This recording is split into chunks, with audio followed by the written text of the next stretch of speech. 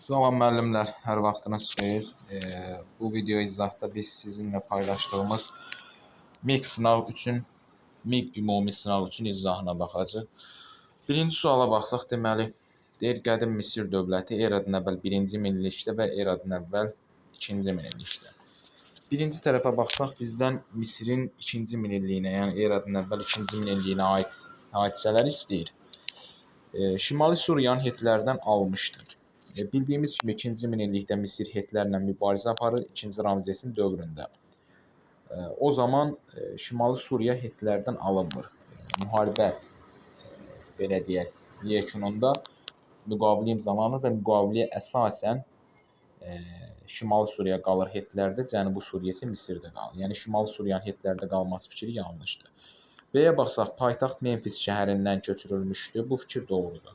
Artıq Misirin eradan əvvəl 2-ci minillikdə paytaxtı Memfisdən Fif şəhərinə köçürülür. Birə götürürük B-ni. C-yə baxsaq, 3-cü Tutmos tərəfindən Nubiya tabe edilmişdir. Bu yanlışdır. Nubiya tabe edilmişdi 1-ci Tutmos tərəfindən. 3-cü Tutmos Fələstindir, Suriyadır, Finikiya ərazilərini tabe etmişdi və bu tabe etdiyi ərazilərdə canişinlər vasitəsilə idarə etmişdi. D-yə baxsaq, fransız alimi Jean Champollion Misir heroqliflərini oxumuşdu. Bu fikir doğrudur, amma bizim testin şərtini ödəmir. Çünki fransız alimi Misir heroqliflərini 19-cu əsrdə oxudu, yəni 1822-ci ildə. Bizdə isə buradan Misirin 2-ci minillik tarixinə aid fikir istəyir. D fikri yanlışdır. Oldu 2-ci minillik tarixinə aid hadisə 1-də B. İkinci tərəfə baxsaq, 1-ci minilliyə aid hadisələr, yəni eradan əvvəl Misir tarixinin 1-ci minilliyinə aid hadisələri götürəcəyik. Əhəməni hökmdarı 1-ci Kambiz tərəfindən işğal edilmişdir. Bu fikir yanlışdır. Düzdür, eradan əvvəl 525-ci ildə Əhəməni hökmdarı 2-ci Kambiz yürüş edir, Misiri işğal edir. Amma burada 1-ci Kambiz qeyd edildiyi üçün yanlışdır. B-yə baxsaq, 30-cu ildə Roma Respublikasının əyalətinə çevrildi. Bu fikir də yanlışdır. 30-cu ildə yox, bu eradan əvvəl 30-cu ildə olmalıdır. Yəni burada qeyd olunan 30-cu il bizim eranın 1-ci minilliyinə düşür. Bizdə isə eradan əvvəl 1-ci minilliyə aid hadisə lazımdır. C-yə baxsaq, hökmdarına Nubiyada 24 metr heykəl qoyulmuşdu. Bu da fikir olaraq düzgündür. 2-ci Ramzə isə Nubiyada 24 metr heykəl qoyulur. Amma bu eradan əvvəl 2-ci minillik tarixinə aiddir. Biz isə 1-ci minilliyə aid hadisələri götürəcəyik. C fikir də yanlışdır. Ərazisində yeni şəhər salınmışdı. Bəli, bunu götürə bilərik. İskəndəriyyə şəhəri artıq 4-cü əsrin ikinci yarısında Misir ərazisində salınmışdı. D fikrini götürürük. Bu da 1-ci minillik tarixinə düşür. Deməli, burada olacaq 1-ə, yəni Misirin 2-ci minilliyinə aid hadisə 1B, 2-yə də yalnız D. B-D variantı da Y variantındadır. Gəlsək ikinci suala. Deməli, hadisə nəticə əlaqəsinin düzgün verildiyi sıraları müəyyən edin. Baxsaq 1-ə, deyir Edessanın tutulması üçün səlib yürüşün başlanması. Bu fikir yanlışdır, çünki Edessanın tutulması nəticəsində 3-cü səlib yürüşü yox, 2-ci səlib yürüşü başlayır. 1 yanlışdır. İkinci fikrə baxsaq, deyir, deməli, 1066-cı ildə Wilhelm İngiltərəni işğal etdi. İşğal etməsin, Normandiya hersoqluğunun yaradılması. Bu fikir də yanlışdır, çünki Normandiya hersoqluğu 10-cu əsrdə yaranıbdır və Şimali Fransa ərazisində yaranıbdır. Elə Wilhelmin özü Normandiyanı idarə edən bir şəxs idi. O 1066-cı ildə yürüş eləyir İngiltərəyə və bununla da İngiltərədə mərkəzləşmiş dövlətin əsası qoyulur. Yəni Normandiya hersoqluğu hələ əvvəlcədən yaranmışdı, 10-cu əsrdə. İkinci fikir də yanlışdır. 3-ə keçsək, 30 illik müharibənin başa çatması, Almaniyada dini müharibəyə son qoyulması. Baxın, bu fikir də yanlışdır. Kitabda cümlə olaraq keçir bu. Almaniyada dini müharibəyə Augsburg sazişinə 1555-ci ildə son qoyulur. 30 illik müharibə nəticəsində isə Avropada ümumi olaraq dini müharibəyə son qoyulur. 4-ə oxusaq, ilk dünya səyahətinin baş tutması, karavellalardan istifadə edilməyə başlanması. Bu da yanlışdır. İlk dünya səyahəti 16-cı əsrdə olubdur. İspanlar başladı 1519-cu ildə. Karavellalardan isə artıq 15-ci əsrdə istifadə edilirdi. Yəni bu fikir də yanlışdır. 5-ə baxsaq, reformasiya hərəkatının baş verməsi, kapitalist iqtisadi sistemin yaranması, yəni təməlinin atılması bu fikir də doğrudur. Burada oldu nə? Yalnız deməli hadisə nəticəsinin düzgün verildiyi fikir D-də. Yalnız 5-də. Üçüncü suala baxsaq, deməli deyir yanlış fikirləri müəyyən edin. 1. Lənkəran birə baxsaq deyir Lənkəran və Şəki xanlığı 1785-ci ildə Quba xanlığından asılılığı qəbul etmişdi. Bu doğrudur, bəli. Həm Lənkəran, həm də Şəki 1785-ci ildə Qubalı Fətəli xandan asılılığı qəbul edib və 1789-da Qubalı Fətəli xan vəfat etdikdən sonra asılılıqdan çıxıbdır. Bir doğrudur. Bizə yanlışlar lazımdır. Deməli, 2-yə baxsaq deyir Gəncə və İrəvan xanlığı gürcülərin və rusların yürüşünə məruz qalmışdı. Bu fikir də doğrudur. Gəncə xanlığı məsələn rusların yürüşünə 1804-də məruz qalıb, gürcülərin yürüşünə məruz qalıb 1783-də. İrəvan xanlığı da gürcülərin yürüşünə götürək 1779-da məruz qalıb, rusların da yürüşünə 1827-də. Deməli, hər iki xanlıq həm Gəncə, həm də İrəvan xanlığı rusların və gürcülərin yürüşünə məruz qalıb. İkinci fikir də doğrudur. 3-ə baxsaq, Xoy və Urmiya xanlığı İrəvan və Qaradağ xanlığını tabe etmişdi. Deməli, bu fikir də doğrudur. Xoy xan Əhməd xan İrəvandır, Qaradağdır, bu xanlıqları tabe edibdir. Urmiya xanlığı da məhz Urmiya xanı olan Fətəli xan Əfşar İrəvandır, şimalda İrəvan idi, Gəncə İrəvan idi, Şəki idi, Qarabağ idi. Cənubda isə həmçinin Qaradağı da tabe etmişdi. Cənubda o 3 xanlıq istisna Ərdəbildir, Zəncandır, bir də Maku xanlığı istisna bütün cənub xanlıqlarını tabe etmişdi Urmiya xanlığı. Şimaldan da Qarabağ idi, Şəki idi, bir də İrəvanı tabe etmişdi. Həmçinin Xoy xanlığı da Əhməd xan Qaradağ idi, Naxçıvan idi, İrəvan idi, bir də Təbriz idi. Bu xanlıqları tabe etmişdi. Üçüncü fikir doğrudur. 4-ə gəlsək, Naxçıvan, İrəvan və Qaradağ xanlığı Gülüstan müqaviləsi ilə Qacarların tərkibində qalmışdı. Bu fikir yanlışdır. Biz Naxçıvanla İrəvanı deyə bilərik, Qacarların tərkibində xanlıq kimi qalmışdı. Amma Qaradağı deyə bilmərik. Çünki Qaradağ artıq 1782-ci ildən xanlıq funksiyasını itiribdi. 1782-də Qarabağ və Xoy xanlığı onun varlığına son qoyubdu. Yəni xanlıq ifadəsi burada yanlışdır. Ona görə bu cümlə ərazi olaraq düzdür qalır. Amma xanlıq ifadəsi olduğu üçün 4 fikri yanlışdır. 5-ə baxsaq, Qarabağ, Şəki və Quba xanlığı 19-cu əsrdə Rusiya ilə müqavilə imzalamışdı. Bəli, bu da doğrudur. Qarabağla Şəki 1805-də ruslarla Kürəkçay müqaviləsini imzalayır. Quba xanlığı da 1802-ci ildə Georgiyevski müqaviləsini imzalayır ruslarla. Lənkəran xanlığı ilə birlikdə. Yəni hər üç xanlıq ümumilikdə 19-cu əsrdə Rusiya ilə müqavilə imzalayıb. Burada bizdən deməli doğru fikirlərimiz 1, 2, 3, 5-dir. Yanlış fikrimiz isə 4-dür. Şərtdə isə bizdən yanlış fikir istədiyi üçün yalnız C-ni götürür. Yəni şərti diqqətlə oxumaq lazımdır burada. Bizə yanlış lazım idi, yanlış da 4-dədir.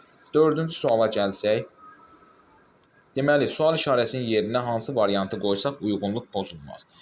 Nə deyir? Deyir, Osmanlı dövləti ilə döyüşdə qalib gəlmişdi, paytaxt dəyişikliyi etmişdi, yandırılmış torpaq taktikasından istifadə etmişdi. Deməli, bu 3 faktın aid olduğu hökmdarları müəyyən etməliyik. Hər 3 fakt aid olmalıdır həmən hökmdara. Yəni, birinə aid olub, digərlərinə aid olmayan hökmdarı götürmürük. Hər 3 fikrin aid olduğu hökmdarları tapmalıyıq. Uzun Həsənə aid deyil, elə paytaxt dəyişikliyinin bildiyi ki, Uzun Həsən etməyibdir. A-nı götürənməliyik. Əmir Teymur bildiyi ki, paytaxt dəyişikliyi etməyib, götürənməliyik bunu.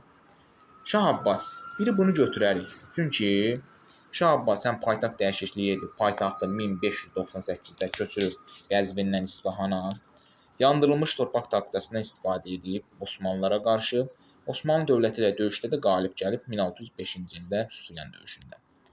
Bir Abbası qoyuruq ora, bir C-ni qoya bilərik. Baxsaq, Təhmasibi qoya bilərikmi ora? Bəli, qoyarıq. Osmanlı dövləti ilə döyüşdə qalib gəlib. Bunu götürdük Həmədan döyüşü 1535-də. Paytaxt dəyişikliyi edibmi? Bəli, edib. 1555-də paytaxtı Təbrizdən Qəzvinə köçürüb. Həmçinin yandırılmış torpaq taktikasını ilə 1-ci Təhmasib özü də istifadə edir. Deməli, D-ni də qoyuruq onun yerinə. C-ni də qoyuruq, D-ni də qoyuruq. E-yə baxsaq, Nadir Şah Osmanlı dövləti ilə döyüşdə qalib gəlmişdi.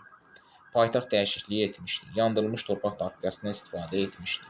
Elə bilir ki, Nadir özü heç paytaxt dəyişikliyi etməyibdi. E-ni də qoya bilmərik ona görə. Deməli, burada nəyə götürəcəyik biz? Yəni, sual işarəsinin yerinə nə qoyacaq? C ilə D-ni. C ilə D də C variantındadır. Tək Təhmasibi götürməyib, Abbası yazanlar, əgər Abbası götürsək, cavabda yalnız C də var. Yəni, diqqətlə baxmaq lazımdır testdə. Təhmasib özü də Osmanlı dövləti ilə döyüşdə dedik, qalib gəlib 16-cı əsrin 30-cu illərində. Paytaxt dəyişikliyi də edibdir. Həmçinin yandırılmış torpaq taktikasından da elə ilk dəfə istifadə edən Səfəvi hökmdarı olmuşdur. Yerinə qoyacağımız variantlar C ilə D-dir. Yəni C variantı. Keçək 5-ci suala. AXC-də 2-ci və 3-cü hökumət kabinetlərinin fəaliyyəti üçün oxşar olan cəhətləri müəyyən edin. Bildiyimiz kimi 2-ci hökumət kabineti həm də 3-cü hökumət kabineti hər ikisi 1918-ci ildə mövcud olub.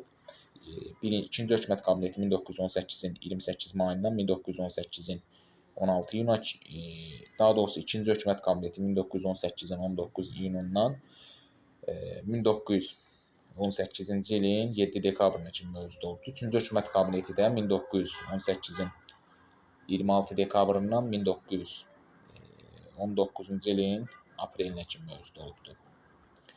Deməli biz burada nə etməliyik?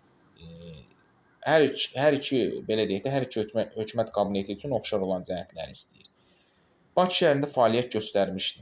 Biz götürə bilərikmi? Bakı şəhərində hər iki hökumət kabineti fəaliyyət göstəribdi. Bəli, göstərib. İkinci hökumət kabineti fəaliyyət göstəribdi. Deməli, artıq 1918-in 17 sentyabrından Bakıda fəaliyyət göstərməyə başlayıb. Həmçinin 3-cü hökumət kabineti də Bakı şəhərində elə fəaliyyət göstəribdir. Yəni, ikinci hökumət kabineti həm Gəncədə fəaliyyət göstərib, həm də Bakıda. Üçüncü hökumət kabineti isə yalnız Bakıda fəaliyyət göstərib. Burada da Bakı şəhərində fəaliyyət göstərmişdi ifadəsi doğrudur. Həm 2 göstərib Bakı şəhərində fəaliyyət, həm də 3-cü hökumət kabineti göstəribdir. Bir müddət qanunverici orqan kimi fəaliyyət göstərmişdi. Bu, yalnız 2-ci hökumət kabinetinə aid xüsusiyyətdir. Həm qanunverici olur, həm də ki, icra edici funksiyanı yerinə yetirir. Yalnız 2-ci hökumət kabineti. Yəni 1918-ci ilin 17 iyunundan 1918-in noyabrın ayına kimi, noyabrın 20-sinə kimi həm qanunverici, həm icra edici funksiyanı daşımışdı. Bizə isə oxşar cəhətlər götürməli olduğumuz üçün 2-ni götürmürük. Qanunverici dedik ki, 2-ci hökumət kabinetinə aid. 3-ə baxsaq, əhalinin sosial vəziyyəti ilə, sosial-iqtisadi vəziyyəti ilə bağlı qanunlar qəbul etmişdi. Bu doğrudur. Hər ikisi qəbul edib. İngilislərlə müqavilə bu aid deyil. Rusiya ilə iqtisadi əlaqələri qurmağa çalışmışdı. Bu da 4-cü hökumət kabinetinə aid xüsusiyyətdir. Deməli, 2 ilə 3-cü hökumət kabinetinin oxşar cəhəti yalnız 1-dir. Yəni, Bakı şəhərində fəaliyyət göstərmişdi. E variantı. Keçək 6-cı suala. 20-ci əsrin 3-cü rübündə baş vermiş hadisələri xronoloji ardıcıllıqla düzün. Burada deməli 20-ci əsrin 3-cü rübü deyilsə, biz 1951-dən 1975-ci ilə qədər baş vermiş hadisələrə xronoloji ardıcıllıqla düzməliyik. NATO-nun dili yaradılması 1949-dur. Bu 20-ci əsrin 2-ci rübünə düşür. Ümumiyyətlə bunu siyahıya salmayacaq. Bizə çünki 20-ci əsrin 3-cü rübünə aid hadisə lazımdır. NATO isə 20-ci əsrin 2-ci rübüdür. Türkiyənin NATO-ya qoşulması bu 1952-dir. Bunu götürəcəyik. Siyahıya daxil edirik bunu. John Kennedy-nin prezident seçilməsi bu 1960-dır. Bunu da götürəcəyik. Əlcəzairin müstəqilliyi əldə etməsi 1962-dir. Bu da 3-cü rübə düşür, götürürük. Berlin səddinin inşa edilməsi 1961-dir. Bunu da götürürük. İsrailin müstəqilliyi Misir tərəfindən tanınması bu da 1978 Camp David sazişidir. Bu isə 20-ci əsrin 4-cü rübüdür. 1978 20-ci əsrin 4-cü rübünə düşür. Yəni 75-dən yuxarı olduğu üçün. Ona görə 1 ilə 6 bizim siyahımızda, ardıcıllığımızda yer almayacaq. Çünki 20-ci əsrin 3-cü rübündən kənar baş veribdir. Deməli 6 olan variant getdi, A variantı getdi. Bir də 1 olan variant gedəcək. 6 getdi, 1 olan variant üçün ümumiyyətlə 1-dir. A ilə A-dı idi, getdi. Deməli 3 variantımız qalıb. B, D, Y. Deməli burada da birinci gələcək 1952 Türkiyənin NATO-ya üzv olması 2. Daha sonra Berlin səddinin, daha sonra John Kennedy-nin prezident seçilməsi 1963. Berlin səddinin inşası 1965B, 61-5. Əlcəzairin müstəqilliyi əldə etməsi 1962-4. Deməli 2, 3, 5, 4 olacaq. 2, 3, 5, 4 də deməli D variantındadır. 7-ci suala gəlsək, deməli burada 19-cu əsr Azərbaycan ziyalıları verilibdir, maarifçilər verilibdir. Deməli, baxsaq buna, Mirzə Cəfər Topçubaşovdur, Mirzə Kazımbəyovdur, Həsənbəy Zərdabdır. Ona aid uyğunluğu müəyyən etməliyik. Deməli, Demidov mükafatına layiq görülmüşdür. Demidov mükafatı Mirzə Kazımbəyovdadır. Türk Tatar dilinin qrammatikası əsərinə görə Demidov mükafatına layiq görülübdür. Bu, Mirzə Kazımbayeva aid xüsusiyyətdir, Topçubaşova yox. Kazan Universitetində dərs demişdi. Kazan Universitetində də dərsi Mirzə Kazımbayev deyibdi. Mirzə Cəfər Topçubaşov Peterburq Universitetində dərs deyibdi, həm də dekan olubdu. Britaniya Kral Asiya Cəmiyyətinin həqiqi üzvü olmuşdu. Bu doğrudur, ona aid xüsusiyyətdir. Həm Mirzə Cəfər Topçubaşov, həm də Mirzə Kazımbayev Britaniya Kral Cəmiyyətinin üzvü olubdu. Oxşar cəhətdir. Amma burada Topçubaşov verildiyi üçün 1-ə C-ni götürürük. 2-yə keçsək, Peterburq Universitetində fəaliyyət göstərmişdi. Bəli, bunu götürürük. Baxın, Peterburq Universitetində fəaliyyət göstərən tək həm Mirzə Cəfər Topçubaşovdur, həm də Mirzə Kazımbəyovdur. Həm Peterburq, həm Kazan Universitetində fəaliyyət göstərən Mirzə Kazımbəyovdur. Beynəlxalq Strasburq Universitetində təhsil almışdır. Bu, Möhsün bəy Xanlarova aiddir. Müsəlman Şərqinin coğrafiyasına aid əsərlər yazmışdı. Bu da bəli var. Mirzə Kazımbayevin əsərləri var Müsəlman Şərqinin coğrafiyasına aid. Üçüncü tərəfə baxsaq, Həsən bəy Zərdabi Moskva Universitetində oxumuşdu. Bəli, Moskva Universitetində təbiət elmləri üzrə oxuyub. İlk teatr tamaşasının hazırlanmasında mühüm rol oynamışdı. Bu da doğrudur. 1873-cü ildə Mirzə Fətəli Axundzadənin Sərgüzəşt Vəzir Xani Lənkəran əsərinin hazırlanmasında, oynanılmasında deməli, Həsən bəy Zərdabi mühüm rol oynayıb. Nəcəf bəy Vəzirovla birlikdə. C-yə baxsaq, kimyaçı alim kimi tanınmışdı. Kimyaçı alim də, yenə dedik, Strasburq Universitetində təhsil alan Möhsün bəy Xanlarova aid idi bu. Deməli, burada da cavab Topçubaşova aid götürük 1-ə C, 2-yə Kazımbayeva aid götürük A ilə C-ni, 1C, 2A, C, Həsən bəy Zərdabiyə də A ilə B. 1C, 2A, C, 3A, B. C, A, C, A, B. Yəni cavab B variantı. 8-ci suala baxsaq, deməli Eyler-Venn diaqramına əsasən burada uyğunluğu müəyyən etməliyik. Rusiya imperatorları verilib, deməli 1-ci Aleksandr, 2-ci Nikolay və 3-cü Mahmud. Fransızlara qarşı mübarizə aparmışdı. Fransızlara qarşı mübarizə aparmasın, deməli, bunu götürə bilərikmi ki, Fransızlara qarşı mübarizə aparmışdı.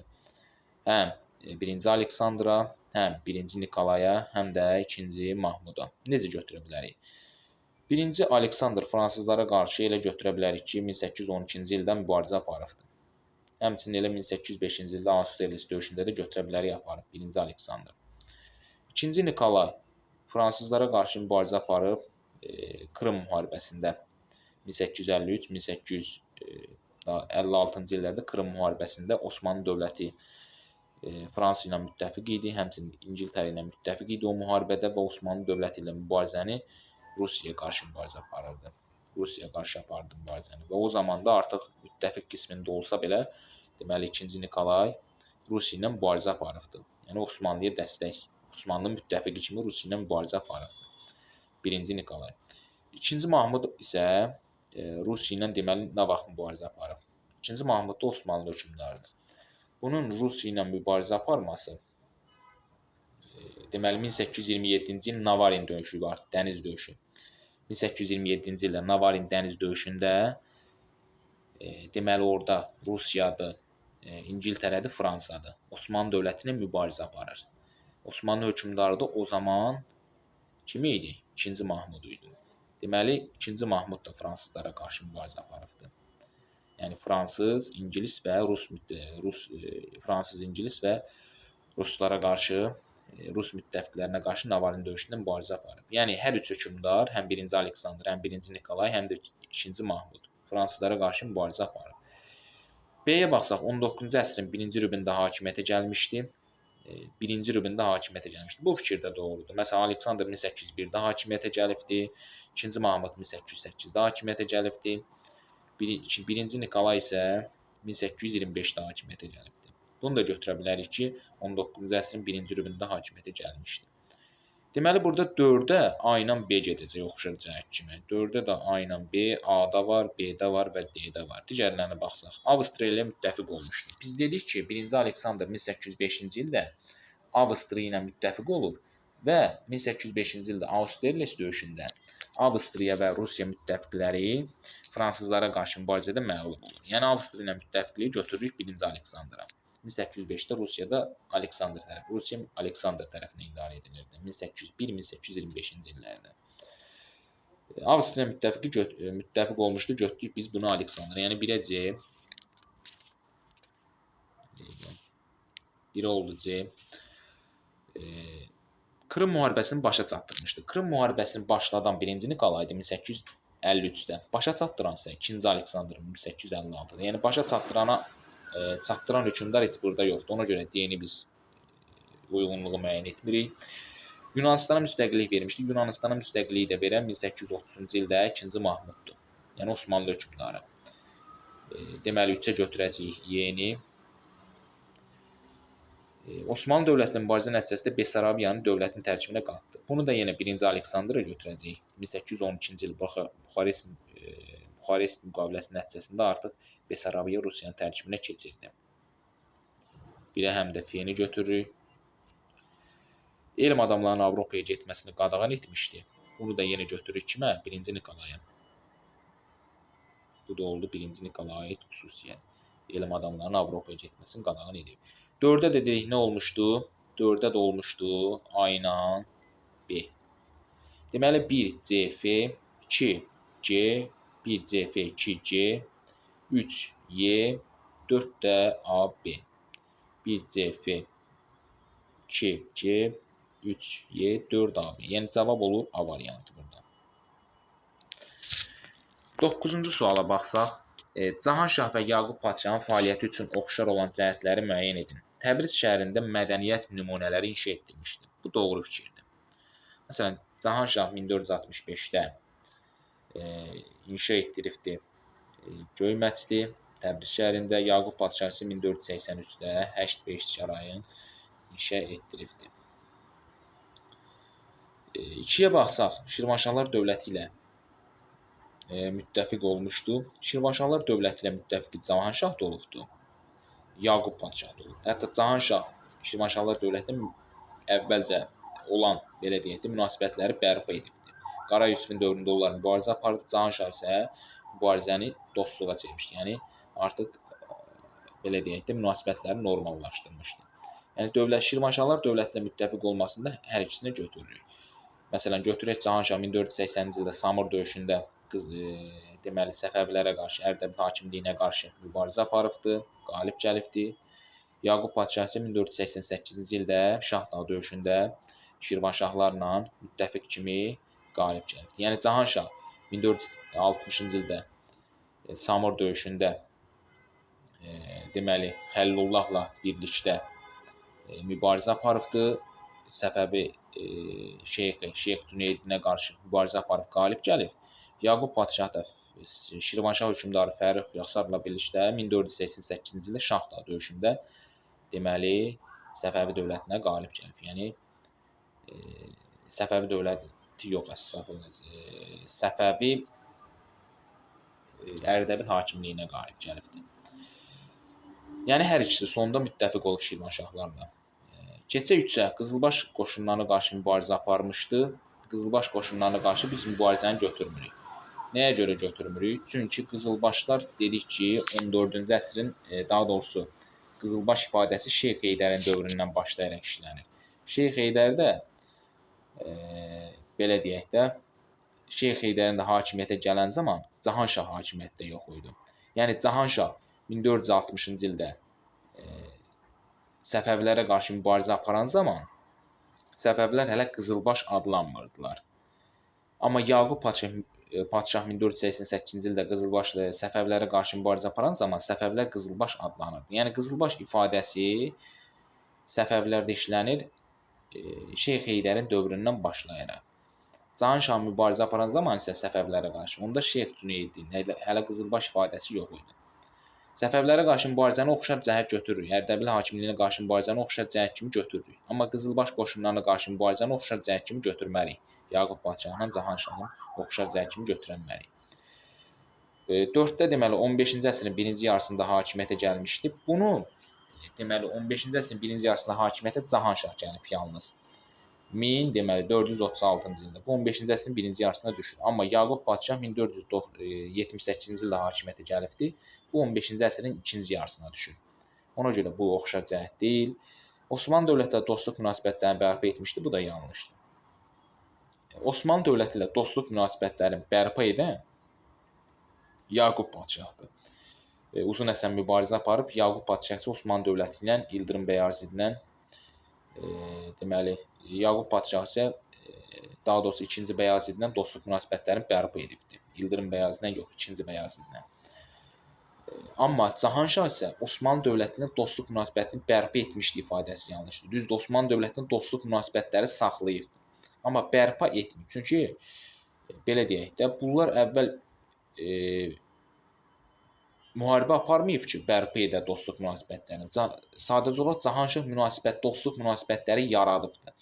Amma bərpa etmişdi ifadəsini tək Yaqub padşah üçün götürür. Çünki əvvəlcə müharibə aparıb Ağqoyunlu dövləti Osmanlı dövləti ilə Uzun Həsən dövründə. Daha sonra həmin o müharibəni, yəni münasibətləri dostluq münasibətinə çevirib Yaqub padşah. Amma Cahanşah isə pramoy münasibətləri, yəni dostluq münasibətlərini yaradıbdır, bərpa etməyibdir.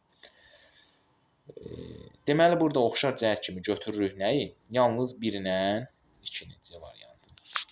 10-cu suala keçsək. Deməli, Rusiyanın 1-ci Dövlət Dumasına seçilmiş Azərbaycanlı deputatları müəyyən edin. Deməli, 1-ci Dövlət Dumasına seçilir burada. Əsədullah bəy Muradxanov biri 5-dir. Biri 5-dir. Məmməd Tağı Əliyev biri 3-dür. Biri də İsmail xan Ziyadxanovdur. Yəni 1, 3, 5 C variantı. Fətəli xan Xoyski ilə Xəlil bəy Xasməmmədov 2-ci Dövlət Dumasındaydı. 3-cü Dövlət Dumasında isə Xəlil bəy Xasməmmədov idi. Deməli, cavab orada 1-ci Dövlət Dumasına seçilmiş Azərbaycanlı deputatlar biri oldu İsmail xan Ziyadxanov, 3 Məmməd Tağı Əliyev, 5 isə Əsədullah bəy Muradxanov. 1, 3, 5 C variantı. 11-ci suala baxsaq. Deyir, müqavilələrlə bağlı uyğunluğu müəyyən edin. Deməli, 1 Gent müqaviləsi, 2 Versal müqaviləsi, 3 isə Paris sülh müqaviləsi. Deməli, Gent müqaviləsinin aşağısını oxusaq deyir, İngiltərə ABŞ-ın müstəqilliyini tanıdı. Bu yanlışdır. İngiltərə ABŞ-ın müstəqilliyini artıq 1783-cü ildə Versal müqaviləsi ilə tanımışdı. A yanlışdır. İngiltərə Kanadaya öz müstəmləkəsi kimi baxmaq iddiasından əl çəkdi. Bu da yanlışdır. İngiltərə yox, ABŞ Kanadaya artıq müstəmləkə kimi ABŞ Kanadaya artıq öz iddialarından əl çəkdi bu müqaviləyə görə. Çünki müharibə ilə Kanada uğrunda, yəni ABŞ-ın Kanadaya qoşun yeritməsi ilə başlamışdı. Yəni ABŞ Kanadaya iddia edirdi və bu müharibədən sonra da, bu müqavilədən sonra da artıq ABŞ Kanadaya olan iddiasından əl çəkdi. Həmçinin müqavilənin şərtlərinə görə də İngiltərə ilə ABŞ arasında olan müharibədən əvvəlki sərhədlər bərpa edildi. Amma İngiltərənin ABŞ-ın müstəqilliyini tanıması isə Versal müqaviləsindədir. Gentdə yoxdur. C-yə baxsaq, tərəflər arasında müharibədən əvvəlki sərhədlər bərpa edildi. Bunu da dedik ki, müqavilədə var o.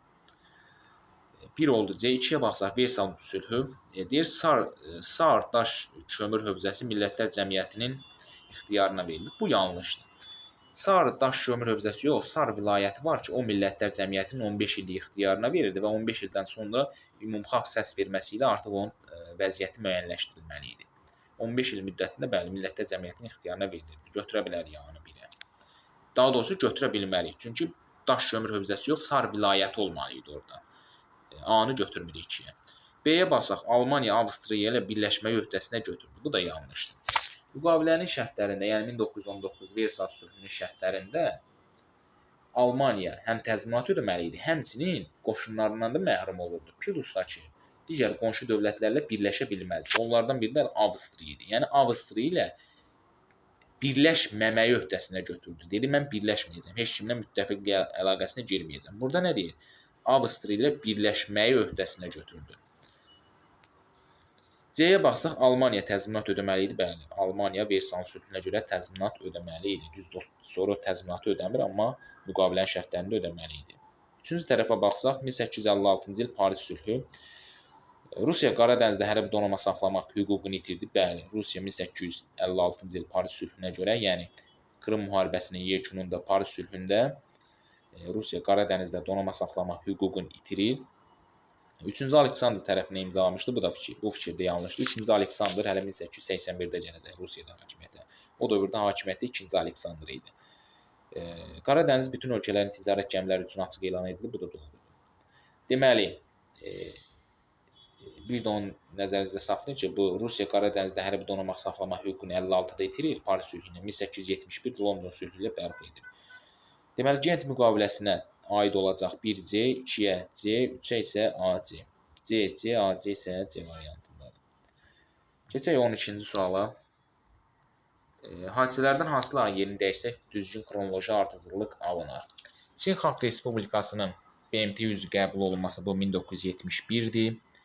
3-cü Ərəb-İsrail müharibəsinin başlanması bu 1973-dür. SSR-in Əfqanistana qoşun yeritməsi 1979-dur. Camp David sazişinin imzalanması 1978-dir. ATƏM-in yaranması 1975-dir. Deməli biz burada xronoloji ardıcıllıqla düzülüb hadisələr. İndi burada yeri dəyişik olanlar var. Yəni sonra olmalı hadisə var, sonra olmalı hadisə var, əvvələ keçibdir. 1-lə 2 normaldır. Yəni biri 1971-dədir, biri 1973-də. Burada dəyişiləcək bir məqam yoxdur. Amma 3 var. 3-ü görürsünüzmü? 1979-dur 3-cü hadisə. 4-cü hadisəsi 1978-dir. Biz 3 ilə 4-ün yerini dəyişsək, burada bizim xronoloji ardıcıllığımız düzəlirmi? 3 ilə 4-ün yerini dəyişsək, gələcək 3-ə Camp David sazişi 1978, SSR-in Əfqanistana qoşun yeritməsi 1979. 5-ci yenidən olacaq ATƏM yaranması 1975. Deməli 3 ilə 5 yerini dəyişsək bizim xronologiyamız düzgün olmur. Yenə pozulur. Ona görə biz burada 3 ilə 4-ün yox, 3 ilə 5-in yerini dəyişəcəyik. Yəni ATƏM-in yaranması 1975-ci il gələcək 3-ə, olacaq 1975-3. SSR gedəcək sona, SSR-in Əfqanistana qoşun yeritməsi. 4 olacaq Camp David 1978. Dedik ki, SSR-in Əfqanistana qoşun yeritməsi, yəni gələcək 5-ə, 1979. Yəni 3 ilə 5 yerini dəyişsə, bizim xronologiyamız düzgün olacaq. Keçək 13-cü suala. Deməli, 13-cü sualda qeyd olunub ki, xəritədə rəqəmlə işarələnmiş dövlətlərin 20-ci əsr tarixi ilə bağlı düzgün fikirləri müəyyən edin. Xəritədə 1 İrandır, 2 Əfqanistandır, 3 Pakistandır, 4 İraqdır, 5 isə Suriyadır. A-ya baxsaq, deyir 2-4 ABŞ tərəfindən ərazisinə qoşun yeridilmişdir. Xəritənin şərtinə diqqətlə baxın. 20-ci əsr tarixi ilə bağlı düzgün fikirlər istəyir bizdən. ABŞ tərəfindən 2-4, yəni 2 burada Əfqanistandır, 4 isə İraqdır. Deyir ABŞ tərəfindən ərazisinə qoşun yeridilmişdir. ABŞ tərəfindən bu ərazilərə qoşun yeridilibdir. Amma ABŞ 2001-də deməli Əfqanistana qoşun yeridilib, 2003-cü ildə isə İraqa yeridibdir. 2001 və 2003-cü illər isə artıq 21-ci əsrdir. Bizə 20-ci əsrə aid düzgün hadisələr lazımdır. Deməli A fikri yanlışdır. B-yə baxsaq, 1-lə 3 2-ci Qarabağ müharibəsi zamanı ölkəmizə öz dəstəyini bildirmişdi. 1-lə 3 hansıdır? Buna baxmayın. 1-lə 3 İrandır, 3 də Pakistandır. İran düzdür, sonradan bildirib. Yəni bunu düz kimi götürsəniz belə, yenə bilirik ki, 2-ci Qarabağ müharibəsi nə vaxt olubdur? 21-ci əsrdə, yəni 2020-ci ildə. Bu da 21-ci əsrə düşdüyü üçün, bizə isə 20-ci əsrə aid hadisə lazım olduğu üçün yenə də B-ni götürmürük. C-yə baxsaq, 4 və 5 20-ci əsrin əvvəllərində İngilislərin idarəsinə keçmişdir. 4 burada deyirik İraqdır, 5 isə Suriyadır. Bəli, Suriya 1918, İraq isə 1920-ci ildə, yəni 20-ci əsrdə İngilislərin idarəsinə keçibdir. Bu, Osmanlı mövzusunda xəritədə qeyd olunubdur. Həm Fransanın idarəsinə keçmiş ərazilər, həm İngilislərin ərazisinə keçmiş ərazilər qeyd olunubdur. Həmin xəritəyə baxsanız görərsiniz ki, həm Suriyadır, həm də İraqdır, 20-ci əsrdə keçibdir İngilislərin idarəçiliyinə. Misri desəydi, Misir 1882-də keçibdir. Deməli, D-yə baxsaq 1-2 Çar Rusiyasının qoşunları daxil olmuşdur. 1 burada İrandır dedik. 2 isə Əfqanistandır. 20-ci əsrdə həm İrana, həm Əfqanistana Çar Rusiyasının qoşunları daxil olubdur deyə bilərik. İrana deyə bilərik, Çar Rusiyasının qoşunları 1914-də daxil olubdur. Amma Əfqanistana deyə bilmərik. Çünki Əfqanistana 1979-da daxil olub Çar Rusiyasının qoşunları, 1979-da. 1979-da da Rusiya, Sovet Rusiyası gedirdi. Daha doğrusu SSR gedirdi. Yəni Sovet Rusiyası. Çar Rusiyası ifadəsi isə 1918-ci, 1900 daha doğrusu 17-ci ildən isə artıq Rusiyada belə deyək də çar rejimi, çar devrildi və ondan sonra Sovet Rusiyası adlandı. Ona görə bu fikir yanlışdır. Yəni 20-ci əsrdə çar Rusiyasının, rusların desə qoşunları daxil olmuşdu, düz götürə bilərik. Rusların qoşunları. Amma Çar Rusiyasının qoşunları daxil olmuşdu fikri yanlışdır. Çünki birinə Çar Rusiyasının qoşunları daxil olub, birinə İrana Çar Rusiyasının qoşunları daxil olub 1914-də. Rusiya isə, daha doğrusu Əfqanistana isə Sovet Rusiyasının qoşunları daxil olub 1977-ci, 1979-cu ildə. Ona görə bu fikir yanlışdır. E-yə baxsaq 1-3 İslam Respublikası elan edilmişdi. 1-3 burada deməli İrandır, 3 də Pakistandır. Bəli, 20-ci əsrdə İslam Respublikası olub onlarda. Məsələn, İran 1979-da, Pakistan 1956-da. Bəzi kitablarda 1979-da deyirlər Pakistanı. Yəni hər ikisi 20-ci əsrdə İslam Respublikası elan edilibdi. Deməli bizdə burada doğru cavablar olacaq. 20-ci əsrə aid doğru cavablar olacaq. C ilə E variantında. Yəni B-də. Keçsək 14-cü suala. Xəritədə işarələnmiş dövlətlərin 1-ci Dünya müharibəsi dövrünə aid düzgün fikirləri müəyyən edin. Xəritədə yenə deməli işarələnibdir. 1. Fransadır, 2. İspaniyadır, balaca ərazidə Portuqaliyadır. 3. İngiltərədir, 4. Rusiyadır, SSR-dir, 5. Almaniyadır, yəni Prusiya imperiyasıdır, 6 isə İtaliyadır.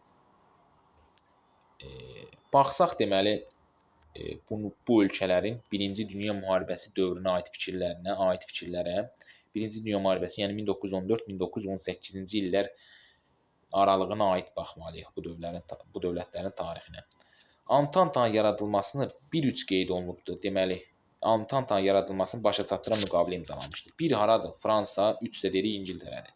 Antantanın yaradılmasını başa çatdıran müqavilə 1907-dədir. 1907-də. Bizdə nə deyir? 1-ci Dünya müharibəsi dövrünə aid düzgün fikirlər. 1907 1-ci Dünya müharibəsi dövrünə düşürmü? Düşmür. Ona görə 1-i götürənməliyik. Amma düzdür, bu fikir düzdür. Antantanın yaradılmasını başa çatdıran müqaviləni məhz elə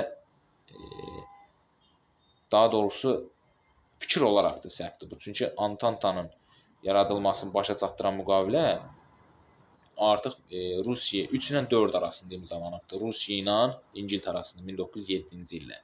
Bu həm fikir olaraq səhvdir, həm də il olaraq belə deyək də o hadisə düşmür ona. Yəni 1-ci Dünya müharibəsi dövrünə düşmür. B-yə bax, ikinci fikrə baxsaq 5 SSR qoşunları ilə mübarizə aparmışdı. 5 burada dedik ki, Almaniyadır. Almaniyada SSR qoşunları ilə 1-ci Dünya müharibəsində mübarizə aparmayıbdı. SSR artıq 1922-ci ildə mövcud olduğu üçün 1-ci Dünya müharibəsində mövcud deyildi SSR. Almaniya isə 1-ci Dünya müharibəsində Çar Rusiyasına qarşı mübarizə aparıbdı. Yəni SSR qoşunlarının mübarizə aparmayıb. Bu fikir də yanlışdır. İkinci fikir də yanlışdır. Həm də birinci fikir də yanlış oldu. C-yə baxsaq 4-5 Dördslər İttifaqına daxil idi. 4 dedik burada Rusiyadır. Daha doğrusu 5-6 deyir Dördslər İttifaqına daxildir. 5 burada Almaniyadır, 6 isə İtaliyadır. Bu Almaniya düzdür Dördslər İttifaqına daxildir. İtaliya isə Dördslər İttifaqına daxil olmur. Çünki İtaliya 1915-də müharibənin, daha doğrusu Üçlər İttifaqından çıxır, keçir Antanta tərəfə. Daha sonra Bolqarıstanın 1915-ci ildə müharibəyə qoşulmasına Dördslər İttifaqı yaradılır. Yəni Dördslər İttifaqında İtaliya yer almayıbdı. İtaliya yer alıb Üçlər İttifaqında. Dördslər İttifaqında Almaniya idi, Almaniya idi, Bolqarıstan idi, Osmanlı idi və Avstriya Macaristan idi. Deməli oldu bizim üçüncü fikrimizdə yanlış. 4-ə baxsaq 4-5 inqilab baş vermişdi. 4 burada Rusiyadır, 5 isə Almaniya dedik. İnqilab baş vermişdi fikri isə doğrudur. Bəli, hər iki dövlətdə 1-ci Dünya müharibəsi zamanı inqilab baş verir. Məsələn, 1917-də Rusiyada fevral inqilabı baş verir. 1-ci Dünya müharibəsi dövrünə düşürmü? Düşür. 5-də Almaniyada da 1918-ci ilin noyabrın 9-da 1-ci Dünya müharibəsi başa çatmasına az bir müddət qalmış inqilab baş verir, ölkə respublika elan edilir. Yəni inqilabın baş verməsi həm 1-ci Dünya müharibəsi dövründə həm Rusiya üçün, həm də Almaniya üçün oxşar cəhətdir. 4-ü oxşar cəhət kimi götürdük. 5-ə baxsaq, 2-3 dəniz döyüşündə Osmanlılarla mübarizə aparmışdı. 2-3 haradır? 2 İspaniyadır, 3 də İngiltərədir. Ümumiyyətlə heç 1-ci Dünya müharibəsi dövründə dəniz döyüşündə bunların Osmanlılarla mübarizəsi yoxdur. Ona görə belə dəniz döyüşündə mübarizə aparıblar, amma 1-ci Dünya müharibəsi dövründə aparmayıblar. 5 fikri də yanlışdır. Deməli bizim 1-ci Dünya müharibəsi dövrünə aid, dövlətlərə aid fikirləri müəyyən etsək, yalnız burada 4-cü fikir doğrudur. Yəni Rum rəqəmi ilə işarələnən 4-cü fikir. Baxın bu fikir doğrudur. Yalnız 4 də E variantındadır. Keçək 15-ci suala. Xronoloji ardıcıllığı müəyyən edin. Suraxanıda ilk ağ neft zavodunun inşa edilməsi. Bu ruslar tərəfindən, rus kapitalistləri tərəfindən 1859-da inşa edilib. Şəkidə rus kapitalistləri tərəfindən ipək fabrikinin inşa edilməsi. Bu 1861-dir. Neft qayırma prosesində ilk dəfə soyuducu sistemindən istifadə edilməsi. Bu da 1963 Cavad Məlikova aiddir. Gədəbəydə almanlar tərəfindən misəritmə zavodu inşa edilməsi. Bu da 1865-dir. Balaxanı neft mədənlərdə məcburi əməyin ləğv edilməsi də 1864-dür. Deməli, bizdə burada ardıcıllıq gələcək 1, daha sonra 2, 1, 2, 1, 2, 3, 5, 4 gələcək. 1, 2, 3, 5, 4. Yəni C variantı. Keçək 16-cı suala. 16-cı sualda bizdən uyğunsuzluq istəyir. Yəni səbəb nəticənin uyğunsuzluğun hansı sıralarda görək uyğunluq pozulubdur. Deməli deyir İbrahim Xəlil xanın öldürülməsi, Şəki xanın başçılığı, Səlim xanın başçılığı və Şəki üsyanının başlanması.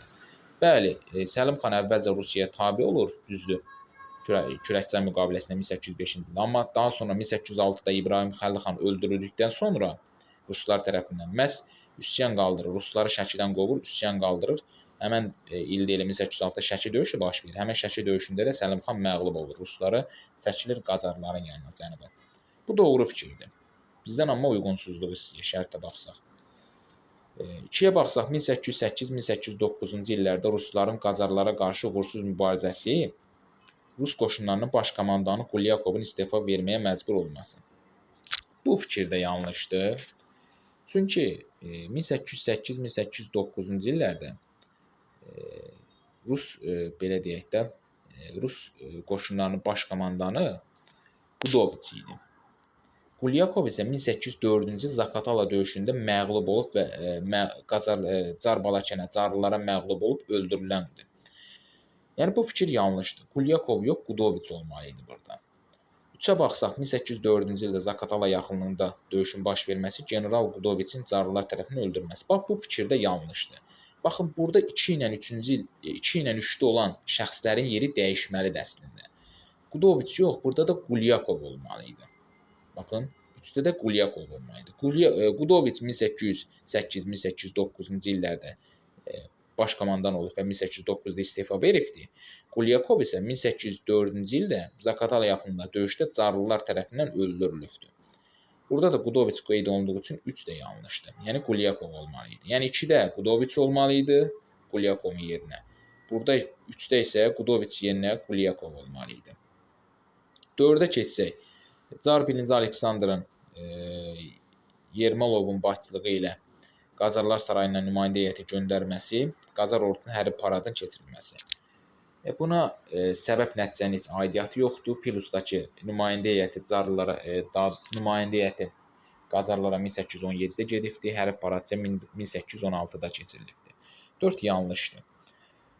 5-ə baxsaq, Rusiyanın Qacarlardan böyük miqdarda təzminat istəməsi, hər üç dövlət arasında danışıqların uzanması 1828-ci ildə Urmiya və Ərdəbil xanlığının ruslar tərəfindən işğal edilməsi. Baxın, bu fikir də yanlışdır. Nəyə görə yanlışdır? Çünki xanlıq ifadəsinə görə yanlışdır. Xanlıq ifadəsinə görə. Düzdür, Rusiya Qacarlardan böyük miqdarda təzminat istəyirdi və hər iki dövlət arasında danışıqlar da uzandı. Buna görə bundan da istifadə edən ruslar Urmiya və Ərdəbil şəhərlərini 1928-də ələ keçirdi. Urmiya və Ərdəbil şəhərlərini. Xanlığı ifadəsi isə yanlışdır. Artıq burada xanlıqların xanlıq idarə sisteminə son qoyulmuşdur. Ona görə biz 5-dəki fikirdə yanlış kimi götürürük, yəni uyğunsuz fikir kimi götürürük. Burada yalnız uyğunluq gözlənilibdir. 1-də uyğunsuzluq isə gözlənilir 2, 3, 4, 5-də. Yəni bizim testin cavabı A olacaq. Bizdən uyğunsuzluq istəyir. Uyğunluğu istəsəydi yalnız 1-i götürəcəkdik. Keçək deməli 17-ci suala. 17-ci sualda deyir, eyni ildə baş vermiş hadisələri müəyyən edin. Bakıda şəhər islahatının keçirilməsi bu 1878. San Stefano sülh müqaviləsinin imzalanması 1878. Osmanlı dövlətdə parlamentin fəaliyyətə başlaması 1877. Azərbaycan SSR-in 3-cü konstitusiyasının qəbul edilməsi 1978. Baxın ha, bu 3-cü olan, 4-cü olan daha doğrusu 1978-dir. 1 ilə 2 1878-dir. İmtahanda da bu tip testlərə rast gəlinir. 100 il fərqlə atırlar, oxşar olur rəqəmlər. Çox vaxt belə deyək də diqqətsizləyib götürürük. Bu ayda Almaniya imperiyasının yaranması 1871-dir. Deməli, burada eyni ildə baş verən hadisələr 1871-də, 1878-də olan 1 ilə 2-dir. 1 ilə 2, yəni D variantı. Baxın, o 4-cü fikirdə olan 1978-i də bəzən diqqətsizlik eləsə götürə bilərik. Ona görə 1, 2, 4 də qoymuşam burada. Yəni, maksimum şəkildə diqqətli olmaq lazımdır. 18-ə baxsaq, həm 1-ci Balkan müharibəsində, həm də 1-ci Dünya müharibəsində iştirak etmiş dövlətləri xəritədə göstərin. 1-ci Balkan müharibəsi dedik olubdur 1912-ci ildə. Burada iştirak edən dövlətlər bir tərəf Osmanlı idi, Serbiya idi, Yunanistan idi, Bolqaristan idi, bu da Montenegro, yəni Çernogoriya idi. Həm 1-ci Dünya müharibəsində iştirak etsin, həm də 1-ci Balkan müharibəsində iştirak etsin. Yəni fərqli-fərqli iştirak edibsə onu götürməyik. Hər ikisində iştirak edən dövlətləri götürürük. Yenə də burada 1 Osmanlıdır, yəni Türkiyə, 4 Rusiyadır, 2 Ukraynadır, 5 Rumıniyadır, 7 Bolqaristandır, 6 Macarıstandır, 3 isə deməli Almaniya, 3 isə Polşadır. Həm 1-ci, həm Balkan müharibəsində, həm də Dünya müharibəsində, 1-ci Dünya müharibəsində iştirak edən dövlətlərə gəlsə, biri götürəcək Bolqaristanı, 7-ni. Deyirik axı, Bolqaristan Balkan ittifaqında yer alır 1-ci Balkan müharibəsində. Bolqaristan. Həm Türkiyəni götürə bilərik. Türkiyə də 1-ci Balkan müharibəsində iştirak edir. Plus da 1-ci Dünya müharibəsində də iştirak edir. Həmçinin Bolqaristan da 1915-də deyirik ki, 1-ci Dünya müharibəsində, yəni Üçlər İttifaqına qoşulur, Dördlər İttifaqı yaradılır. Həm də Bolqaristan 1-ci Dünya müharibəsində iştirak edir. Biri 1 ilə 7-ni götürdük. 1 ilə 7 var bizdə, E-də var. Amma baxaq görək digər dövlətlər varmı? Rumıniya düzdür 1-ci Dünya müharibəsində iştirak edir. Amma 1-ci Balkan müharibəsində Rumıniya iştirak etmir. Rumıniya 2-ci Balkan müharibəsində iştirak edir. 5 yanlışdır. Yenə də digərləri isə Balkan müharibəsində iştirak etmədiyi üçün heç onlara baxmağa ehtiyac yoxdur. Cavab isə olur burada nə? 1 ilə 7 E variantı. Keçək 19-cu suala. Deməli, Azərbaycan tarixinin 13 və 18-ci əsr tarixləri üçün oxşarlıq təşkil etmir. Yəni, Azərbaycan tarixinin 13 və 18-ci əsr tarixinə aid oxşar olmayan hadisəni seçməliyik biz. Mövcud dövlət süqut etmişdir. Bu oxşardır. Məsələn, 13-cü əsrdə Atabəylər dövləti süqut edib 1225. 18-ci əsrdə Səfəvilər dövləti süqut edib 1736. Bu oxşardır. Bizə oxşar olmayan lazımdır. Təbriz şəhəri bir müddət düşmənə ciddi müdafiə təşkil edərək təslim olmamışdı. Təbriz şəhəri bir müddət düşmənə ciddi müdafiə təşkil edərək düşmənə təslim olmamışdı. Bu da doğrudur. Məsələn, Təbriz şəhəri Monqolların yürüşü zamanı təslim olmayıb düşmənə. Birinci yürüş zamanı 13-cü əsrdə. 18-ci əsrdə isə 1724-cü ildə Təbriz Osmanlıların yürüşünə məruz qalan zaman ona ciddi müqavimət göstərir. Bir müddətdən sonra Osmanlılar ələ keçirir onu. İlk həmlədə ələ keçirənmir, yəni müdafiə təşkil edir, düşmənə təslim olunur. Həm bu Təbrizin müdafiə təşkil edərək düşmənə təslim olmaması həm 13, həm 18-ci əsrlər üçün deməli oxşar cəhətdir. B də oxşardır. C-yə baxsaq, Gürcülərin yürüşünə məruz qalmışdı. Bəli, Gürcülərin Azərbaycan, deməli 13-cü əsrdə 1210-cu ildə Gürcülərin yürüşü baş verir Azərbaycana. Həmçinin 1783-cü ili götürə bilərik ki, Gəncə xanlığı Gürcülərin yürüşünə məruz qalıbdır. Daha doğrusu 1780-də Gəncə xanlığı Gürcülərin yürüşünə məruz qalıb. Həmçinin İrəvan xanlığı 18-ci əsrdə Gürcülərin yürüşünə məruz qalıb. Yəni bu da oxşar cəhətdir. Həm 13, həm 18 üçün. Dövlətçilik ənənəsini itirmişdi. Bax, bu fikir yanlışdır. Siz deyirsiniz, indi Atabəylər dövləti süqut edir, dövlətçilik ənənəsini itirir 13-cü əsrdə. Səfəvi dövləti süqut edir, 1736 yenə də dövlətçilik ənənəsini itirir. Bu yanlışdır. Çünki nəyə görə? Biz 18-ci əsr üçün deyə bilərik bunu, amma 13-cü əsr üçün deyə bilmərik. Dövlətçilik ənənəsini itirmək üçün gələk Azərbaycanda həmin dövrdə heç bir Azərbaycan dövləti mövcud olmayan. Yəni Atabəylər dövləti 1225-də süqut etdikdən sonra Azərbaycanın hansı dövlət mövcudluğunu qoruyub saxlayırdı? Şirvanşahlar dövləti. Yəni bu o deməkdir ki, Azərbaycan 13-cü əsrdə dövlətçilik ənənəsini itirməyibdir. Dövlətlər süqut edib desə o heç başqa məsələ, amma dövlətçilik ənənəsini itirməsi üçün gərək ölkə ərazisində bütün dövlətlər öz müstəqilliyini itirə. Deməli, D-ni götürmürük ona görə. Yəni oxşarlıq təşkil etmir. E-yə baxsaq, paytaxt şəhəri yad əllər tərəfindən ələ keçirilmişdi. Bu da doğru fikirdir. Yəni oxşardır. Məsələn, Təbriz şəhəri 1225-də Xərəzmşahlar tərəfindən ələ keçirilir. İsfahan şəhəri də 1722-ci ildə Əfqanlar tərəfindən ələ keçirilib 18-ci əsrdə. E fikri də oxşar cəhətdir. Bizə isə oxşar olmayan cəhət lazım idi, o da D variantında. 20-ci suala baxsaq, deməli, burada uyğunsuzluğu müəyyən edəcəyik. Doğru, yanlış cədvəli verilibdir. Uyğunsuzluğa baxsaq, deməli, biz doğrudan yanlışı götürməliyik. Belə normalda uyğunluğu müəyyən etsədirsə, doğrudan doğrunu, yanlışdan yanlışı götürəcəyik. Amma burada uyğunsuzluğu müəyyən edin dediyi üçün doğrudan yanlışı, yanlışdan doğrunu götürürük. A-ya baxsaq doğrunun aşağısına, Rəvvadilər dövləti ilə dostluq əlaqələri saxlamışdı Şəddadilər dövləti. Və bu fikir doğrudur. Şəddadilər dövləti həm Rəvvadilərlə dostluq əlaqələri saxlayıb. Bu doğrudur. B-ni oxusaq, Gürcülərlə yaxın əlaqələr saxlamışdı Kəsranilər və Dərbəndilər sülaləsi. Bu da doğrudur. Məsələn, Gürcülərlə yaxın əlaqələr saxlayıb Kəsranilərin nümayəndəsi 1-ci Təhmasib, daha doğrusu 1-ci Təhmasib yox, 1-ci Axistan Gürcülərlə yaxın əlaqələr saxlayıbdı. Elə 1170 Slavyanlarla 12-ci əsrin 70-ci illərində Slavyanlarla mübarizə zamanı elə Gürcülərlə müttəfiq olubdu 1-ci Axistan Şirvanşah hökmdarı, o da Kəsranilərin nümayəndəsi idi. Yaxın əlaqələri deyə bilərikmi? Dedik. Dərbəndilər sülaləsinin nümayəndəsi kimdir? Elə 1-ci İbrahim Dərbəndi Gürcülərlə münasibət saxlayıb. Elə onu da 1412-ci il Kür döyüşündə deyə bilərik ki, müttəfiq əlaqələri ilə müttəfiq qismində Qaraqoyunlara qarşı mübarizə aparmasını göstərə bilərik. Yəni yekunda hər iki sülalənin nümayəndəsi, həm Kəsranilərin, həm də Dərbəndlərin nümayəndəsi Gürcülərlə münasibətlər saxlayıb. Biz amma burada A-da doğru fikir götürürük. A-dan cavab götürməyəcək. Çünki bizdən uyğunsuzluq istəyirdi. Burada verilən fikirlər isə həm A-da verilən fikirlər, həm də B-də verilən fikirlər doğrudur. Yəni doğrunun altından biz uyğunsuzluq görə bilmərik. Yəni doğrunun altından doğru götürsə bizim testin şərti test yanlış olar. Bizə doğrunun altından yanlış fikir lazım idi. O isə verilməyibdi. Yanlışın altına baxaq isə indi isə deməli, C-də deyir, Şirvanşahlar dövlətini tabe etmişdi Qızıl Arslan və Şah 1-ci İsmail. Baxın, bu fikir doğrudur. Şirvanşahlar dövlətini həm Qızıl Arslan tabe edibdi, Atabəy hökmdarı, həm də Şah 1-ci İsmail tabe edibdi hakimiyyətə gəldikdən sonra. Düzdür, Qızıl Arslandan öncə deməli, Şəmsəddin Eldəniz də tabe etmişdi, amma Axistan bir müddət çıxmaq istəyir asılılıqdan və Qızıl Arslan yenidən yürüş edərək tabe edir. Həmçinin 1-ci İsmail də hakimiyyətə gəldikdən sonra tabe edir Şirvanşahlar dövləti. D-yə baxsaq, Teymurilər dövlətlə müttəfiq olmuşdu Ağqoyunlular və Şirvanşahlar.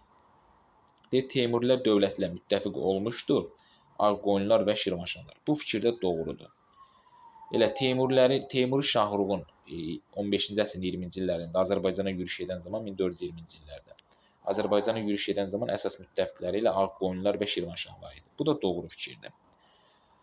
İndi burada bizə nə deyir testi şərtində?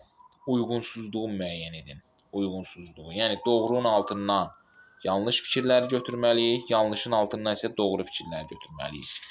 Bu fikrin 4-ü də doğrudur. Bu fikrin deməli 4-ü də doğrudur. Doğrunun altından doğrunu götürənməliyik. Çünki uyğunluq gözlənilir onda. Yanlışın altından da yanlış götürənməliyik. Deməli bizə nə lazımdır? Doğrunun altından yanlış fikir, yanlışın altından doğru fikir. Yanlışın altından da verilən fikirlər, həm C fikri, həm D fikri doğrudur. Deməli uyğunsuzluq burada gözlənilibdir. Deməli, bizim testin də cavabı nə olacaq? C ilə D olacaq. C ilə D də C variantındadır. Yəni bizə uyğunsuzluq. Uyğunluq desəydi, uyğunluğu müəyyən edin desəydi, onda AB olacaqdı cavabımız. Baxın A variantı. A variantı olacaqdı. Amma bizdən uyğunsuzluq istəyir. Keçək 21-ci suala.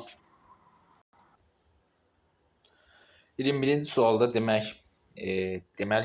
biz tamamlamalıyıq sıraları. Yəni xronoloji ardıcıllığı müəyyən etməliyik. Arada qalmış sıralara hadisələr yerləşdirməliyik. Deməli, Qızıl Ordu dövlətinin tənəzzülünün başlanması. Bu Qızıl Ordu dövləti artıq bilirik ki, tənəzzülü bunun 1359-dan başlayır. 2 boş qoyubdur. Üçüncü hadisə qeyd olunur ki, Moskvanın Toxtamış xan tərəfindən yandırılması. Bu Moskvanın da Toxtamış xan tərəfindən yandırılması götürürük. Deməli 1382-ci ilə. 5-də isə qeyd olunan Teymur qüvvələrinin Qızıl Ordu dövlətinə qalib gəlməsi. Bu da Terek döyüşünü götürürük. 1395-ci il. Deməli biz 2-yə götürməliyik 1359 ilə 1382-ci il aralığında baş vermiş hadisəni. 5-ə isə götürməliyik. 4-ə isə götürməliyik daha doğrusu. Yəni 3 ilə 5-in arasında 4 yerləşir. 4-ə isə götürməliyik 1382 ilə 1395-ci ildə baş vermiş hadisələrin aralığına aid hadisə. Deməli 2-yə baxsaq dedik biz 1359 ilə 1382-ci ilə aralığına baş vermiş hadisəni götürürük. 100 illik müharibənin gedişində sülhün imzalanması. Bunu götürə bilərikmi? 100 illik müharibənin bilirik ki, artıq 1337-də başlayır və 1360-cı ildə İngiltərə ilə Fransa arasında bir sülh imzalanır. 100 illik müharibənin gedişində. Bunu götürə bilərikmi 2-yə? Dedik axı 1 1359-dur, 3 isə 1382-dir. Deməli, A-nı qoya bilərik 2-yə. 2-yə 1 olacaq A. B-nə oxsaq İngiltərədə kəndli üsyanının başlanması daha doğrusu. İngiltərədə kəndli üsyanına vaxt başlamışdı. İngiltərədə kəndli üsyanı başlayıb 1381-ci ildə. Biz onu 1381-ci ildə baş vermiş hadisəni hara götürəcəyik? 1 ilə 3 arasına götürəcəyik. Daha doğrusu 1 ilə 3 arasına, bəli. Yəni 2-yə götürəcəyik. Deməli 1-ə götürəcəyik həm A-nı, İngiltərə 100 illik müharibənin gedişində sülhün imzalanması, həm də B-ni, İngiltərədə kəndli üsyanının baş verməsi. C-ni oxsaq, Teymurilər dövlətində paytaxt dəyişikliyi baş vermişdi. Teymurilər dövlətində paytaxt dəyişikliyi baş verib 15-ci əsrin əvvəllərində. Yəni Şahrux tərəfindən baş verib bu dəyişiklik paytaxt köçürülübdü Herat şəhərinə. Bu 15-ci əsrdə baş veribdi. Bizə isə heç 15-ci əsr yox, 14-cü əsrdə baş vermiş hadisələr lazımdır. D-yə baxsaq, Osmanlı dövlətinin Bolqarıstan işğalını başa çatdırması. Bolqarıstan da işğalı Osmanlı dövləti 1396-cı ildə başa çatdırılmışdı. Biz yenə bunu götürmürük. Çünki 5-ci hadisə, yəni 5-də olan fikir, Teymuri qüvvələrinin Osmanlı dövlətinə qalib gəlməsi fikri elə 1395-dir. Yəni bizə 1395-dən əvvəlki fikirlər lazımdır. Sultan 1-ci Muradın döyüş sonrası öldürülməsi, bunu götürə bilərik. E fikrini götürə bilərik. 1389-dur, düzdürmü? 1389-cu ildə bu Kosovo döyüşü nəticəsində öldürülür. 1389-cu ildə. Bunu 4-ə götürə bilərikmi? 1389-da öldürülməsi. Biz dedik 4-ə 1382 ilə 1395 aralığında, 1395-ci illər aralığında baş vermiş hadisəni götürürük. 1389-da məhz 1382 ilə 1395 aralığına düşdüyü üçün 4-ə də Y-ni götürürük. Deməli, bizim cavabımız burada olacaq 2-yə A ilə B, 4-ə də E variantı. Yəni, testin də cavabı olur sonda A. Keçək 22-ci testdə xəritədə işarələnmiş rayonlarla bağlı düzgün fikirləri müəyyən edin. Deməli, xəritədə 1 Kəlbəcərdir, 2 Laçındır, 3 Ağdamdır, 4 Bərdədir, 5 Cəbrayıldır, 6 Füzulidir, 7 Xocavənddir, 8 Zəngilandır, 9 da Qubadlıdır. Deməli, A-da qeyd olunub ki, 1, 2, 3 eyni ildə düşmən tərəfindən işğal edilib, eyni ildə düşməndən azad edilmişdir. 1, 2, 3. 1 dedik Kəlbəcərdir, 2 Laçındır, 3 də Ağdamdır. Kəlbəcər 1993-dədir, Laçın Kəlbəcərlə burada Ağdam 1993-də işğal edilib, Laçın 1992-də işğal edilib. Bu yanlış bir şey. Nə deyir burada? Deyir eyni ildə düşmən tərəfindən işğal edilib, eyni ildə düşməndən azad edilmişdir. Yəni bu fikir elə yanlışdır. Eyni ildə heç bunlar işğal edilməyibdir. Fərqli ildə işğal edilib. Bizə düzgün fikirlər lazımdır. Yəni A-dakı fikir yanlışdır. B-yə baxsaq, 2, 6, 8 ərazisində hava limanının inşa edilməsi ilə bağlı tədbirlər görülüb. 2 dedik Laçındır, 6 Füzulidir, 8 də Zəngilandır. Bəli, bunların ərazisində hal-hazırda hava limanı inşa edilib, başa çatdırılıb. Həm Füzulidə 2021-ci oktyabrında, həm Zəngilanda 2022-ci ilin oktyabrında, həm də Laçında. Laçında da təzə, yəni yaxın vaxtlarda hava limanının inşası başa çatdırıldı. Bu deməli nədir? Düzgün fikirdir. Yəni B-dəki fikir. 2, 6, 8-də. C-yə baxsaq 1, 2, 3 müharibəsiz düşməndən azad edilmişdir. 1, 2, 3 yəni 1 Kəlbəcər, 2 Laçın, 3 Ağdam. Müharibəsiz düşməndən azad edilib, bu fikir də doğrudur. Yəni bu həm Laçındır, həm Kəlbəcərdir, həm də Ağdam ərazisidir ki, artıq 44 günlük müharibədən sonra hərbi əməliyyatlar aparılmadan düşməndən azad edilmişdir. Bəyanata əsasən, üç tərəfli bəyanata əsasən Azərbaycana qaytarılmalı idi və qaytarılırdı. C fikrində düzgün kimi götürürük. D-yə baxsaq, deməli deyir 1, 2, 5, 8. 1 burada yenə də Laçındır, Kəlbəcərdir, 2 Laçındır, 5 Cəbrayıldır, 8 isə Zəngilandır. Deyir 2022-ci ilin sentyabrında ərazisində hərbi əməliyyatlar aparılmışdı. Burada 2022-ci ilin sentyabrında hərbi əməliyyatlar aparılıbdır Daşkəsəndə, Laçında, Kəlbəcərdə, bir də Zəngilanda. Yəni 8 burada, daha doğrusu 5 burada Cəbrayıldır. Cəbrayıl ərazisində 2022-ci ilin sentyabrında əməliyyat aparılmayıbdır. D fikri yanlışdır. E-yə baxsaq 3, 4, 5, 6 Qarabağ iqtisadi rayonuna daxildir. 3 dedik Ağdamdır, 4 Bərdədir, 5 burada deməli Cəbrayıldır, 6 isə Füzulidir. Qarabağ iqtisadi rayonuna daxil olmayan burada 5-dir Cəbrayıl. Cəbrayıl Zəngəzur iqtisadi rayonuna daxildir, Şərqi Zəngəzura. Ona görə E fikri də yanlışdır. Qalanları isə 3-dür, 4-də 6-dır, düzdür. Bunlar Qarabağ iqtisadi rayonuna daxildir.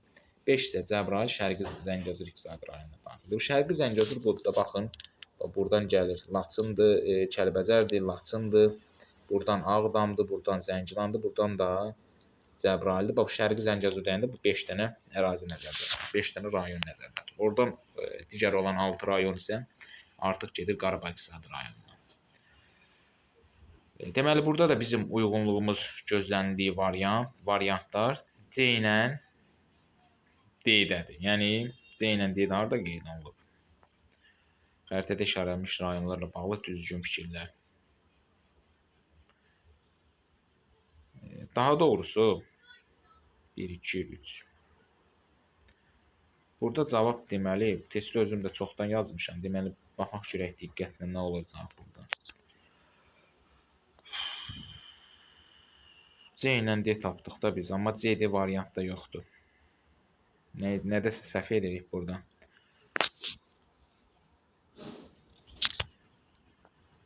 Daha doğrusu müəllimlə səhv etmirik, variant səhv deyirik. Cavab B ilə C-dir. B ilə C-D variantı. Çünki biz C ilə D dedik, D-dəki fikri yanlış qeyd eləmişdik axı. B ilə C-də doğru fikir. Keçək növbəti testdə, 23-cü testdə. Deməli, uyğunluğu müəyyən edin. Türkiyə Respublikası və onun prezidentləri verilibdir. Cəlal Bayar, Turqut Özəl və Rəcəb Tayyip Ərdoğan. Birinci birə baxsaq, yəni Cəlal Bayarın prezidentlik dövrünə bildik ki, 1950-1960-cı illərdə hakimiyyətdə olub, Demokratlar Partiyasını təmsil edibdir. Ona aid uyğunluğu müəyyən etsək, deməlidir, xarici kapitalı məhdudlaşdırdı. Xeyr, bu xarici kapitalı məhdudlaşdırmıqdır. Bu geniş imkanlar yaradıbdır hətta. B-yə baxsaq, ABŞ-la müttəfiq münasibətlər qurdu, bu doğrudur. Yəni 1950-1953-cü illərdə Cəlal Bayarın prezidentlik dövründə ABŞ Koreya müharibəsində, daha doğrusu Türkiyə Koreya müharibəsində ABŞ-ın müttəfiqi idi. Bunun nəticəsində artıq 1952-ci ildə Koreya müharibəsində ABŞ-ın müttəfiqi olduğu üçün Türkiyə NATO-ya qəbul olur. C-yə baxsaq, Demokratlar Partiyasını təmsil etmişdi. Biz dedik ki, Demokratlar Partiyasını təmsil edirdi.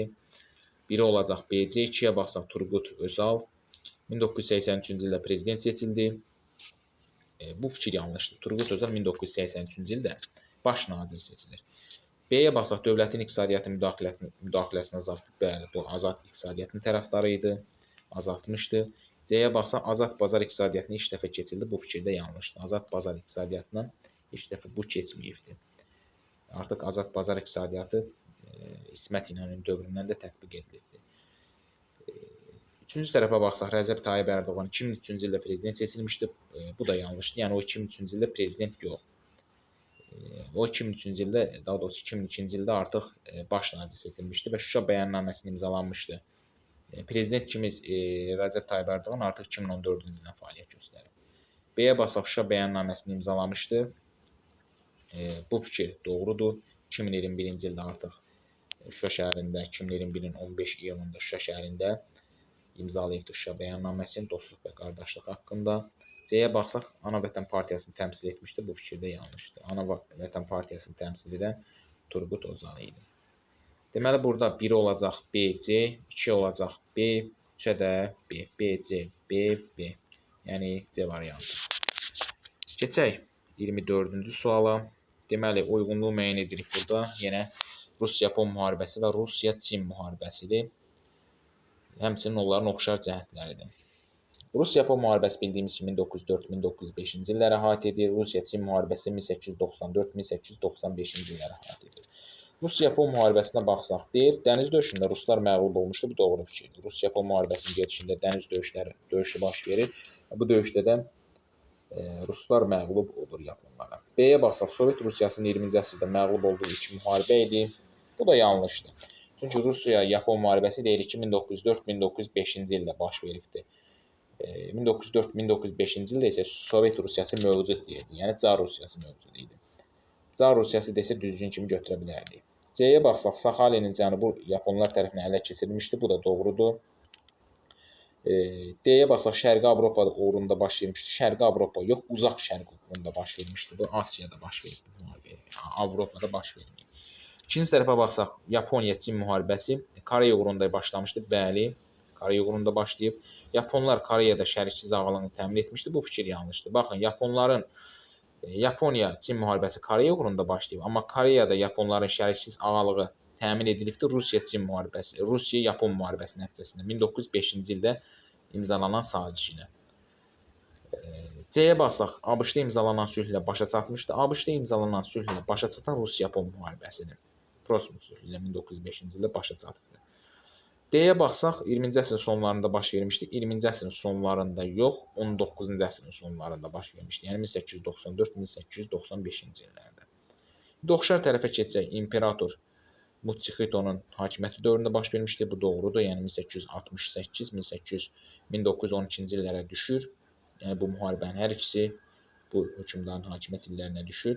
B-yə baxsaq, Yaponlar qalib gəlmişdi. Bəli, həm Rusiya-Yapon müharibəsində, həm Rusiya-Yapon, həm də Yaponiya-Çin müharibəsində Yaponlar qalib gəlib. 20-ci əsrdə başlamışdı. Bu fikir də yanlışdır. Dedik ki, Rusiya-Çin müharibəsi 19-cu əsrdə baş verib. Yaponlar qarşı tərəfdən təzminat almışdı. Bu fikir də yanlışdır. Yaponlar qarşı tərəfdən təzminatı yalnız Yaponiya-Çin müharibəsində alır. Rusiya-Yapon müharibəsində təzminat söhbəti yoxdur. Deməli, burada olacaq Rus-Yapon müharibəsinə aid 1A, C, 2-yə A, 1A, C, 2-yə yalnız A, 3-ə də A, B.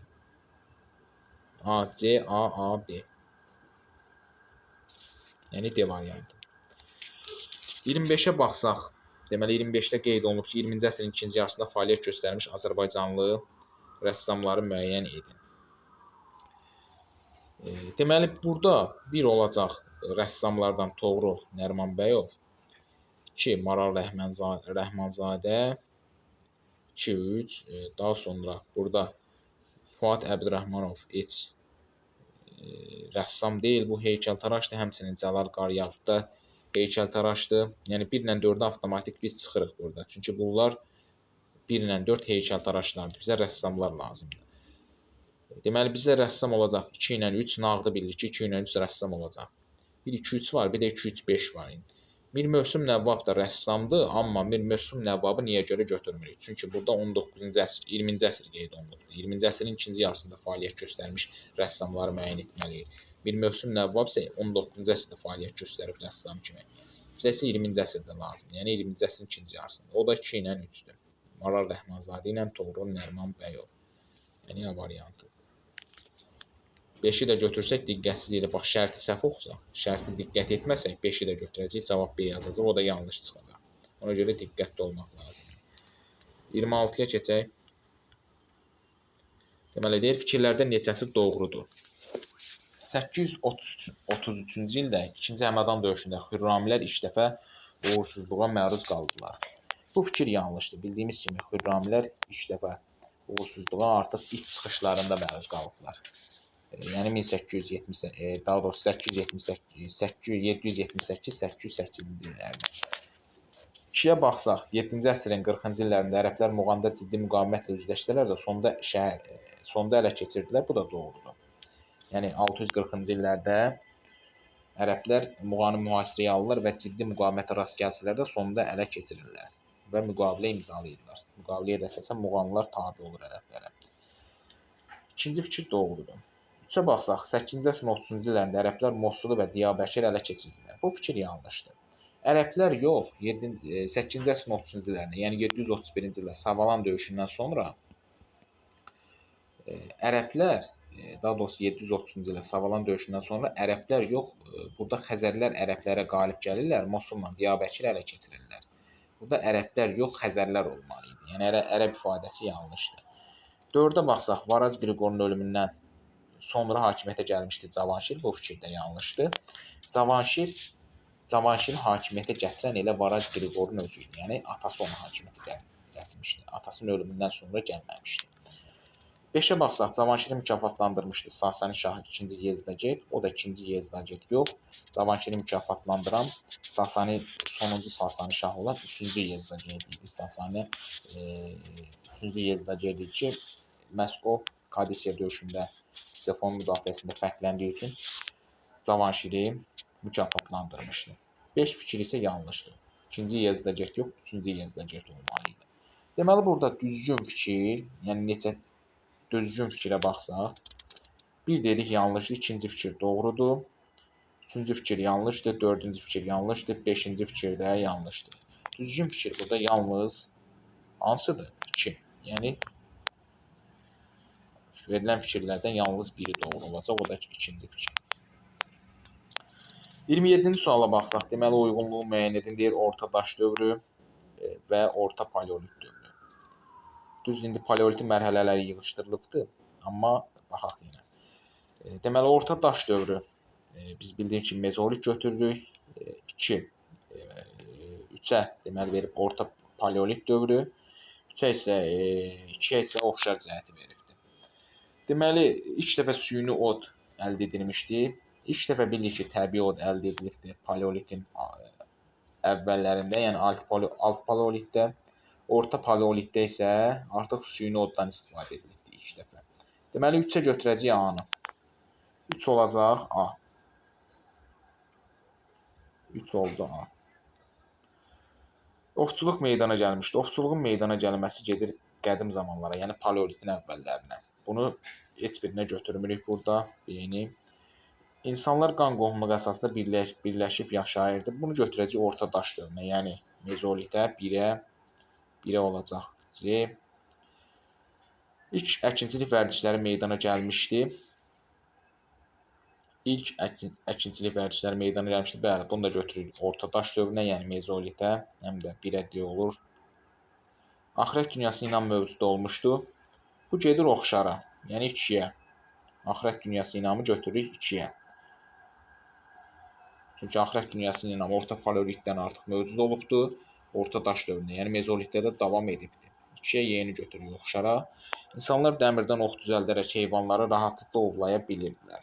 İnsanlar dəmirdən ox düzəldərək, hələ o dövrdə isə dəmir olmadığı üçün fikrində biz heç birinə götürməyəcəyik. Deməli, bizim cavabımız olacaq orta daş dövrü, yəni mezolitə aid olacaq 1C,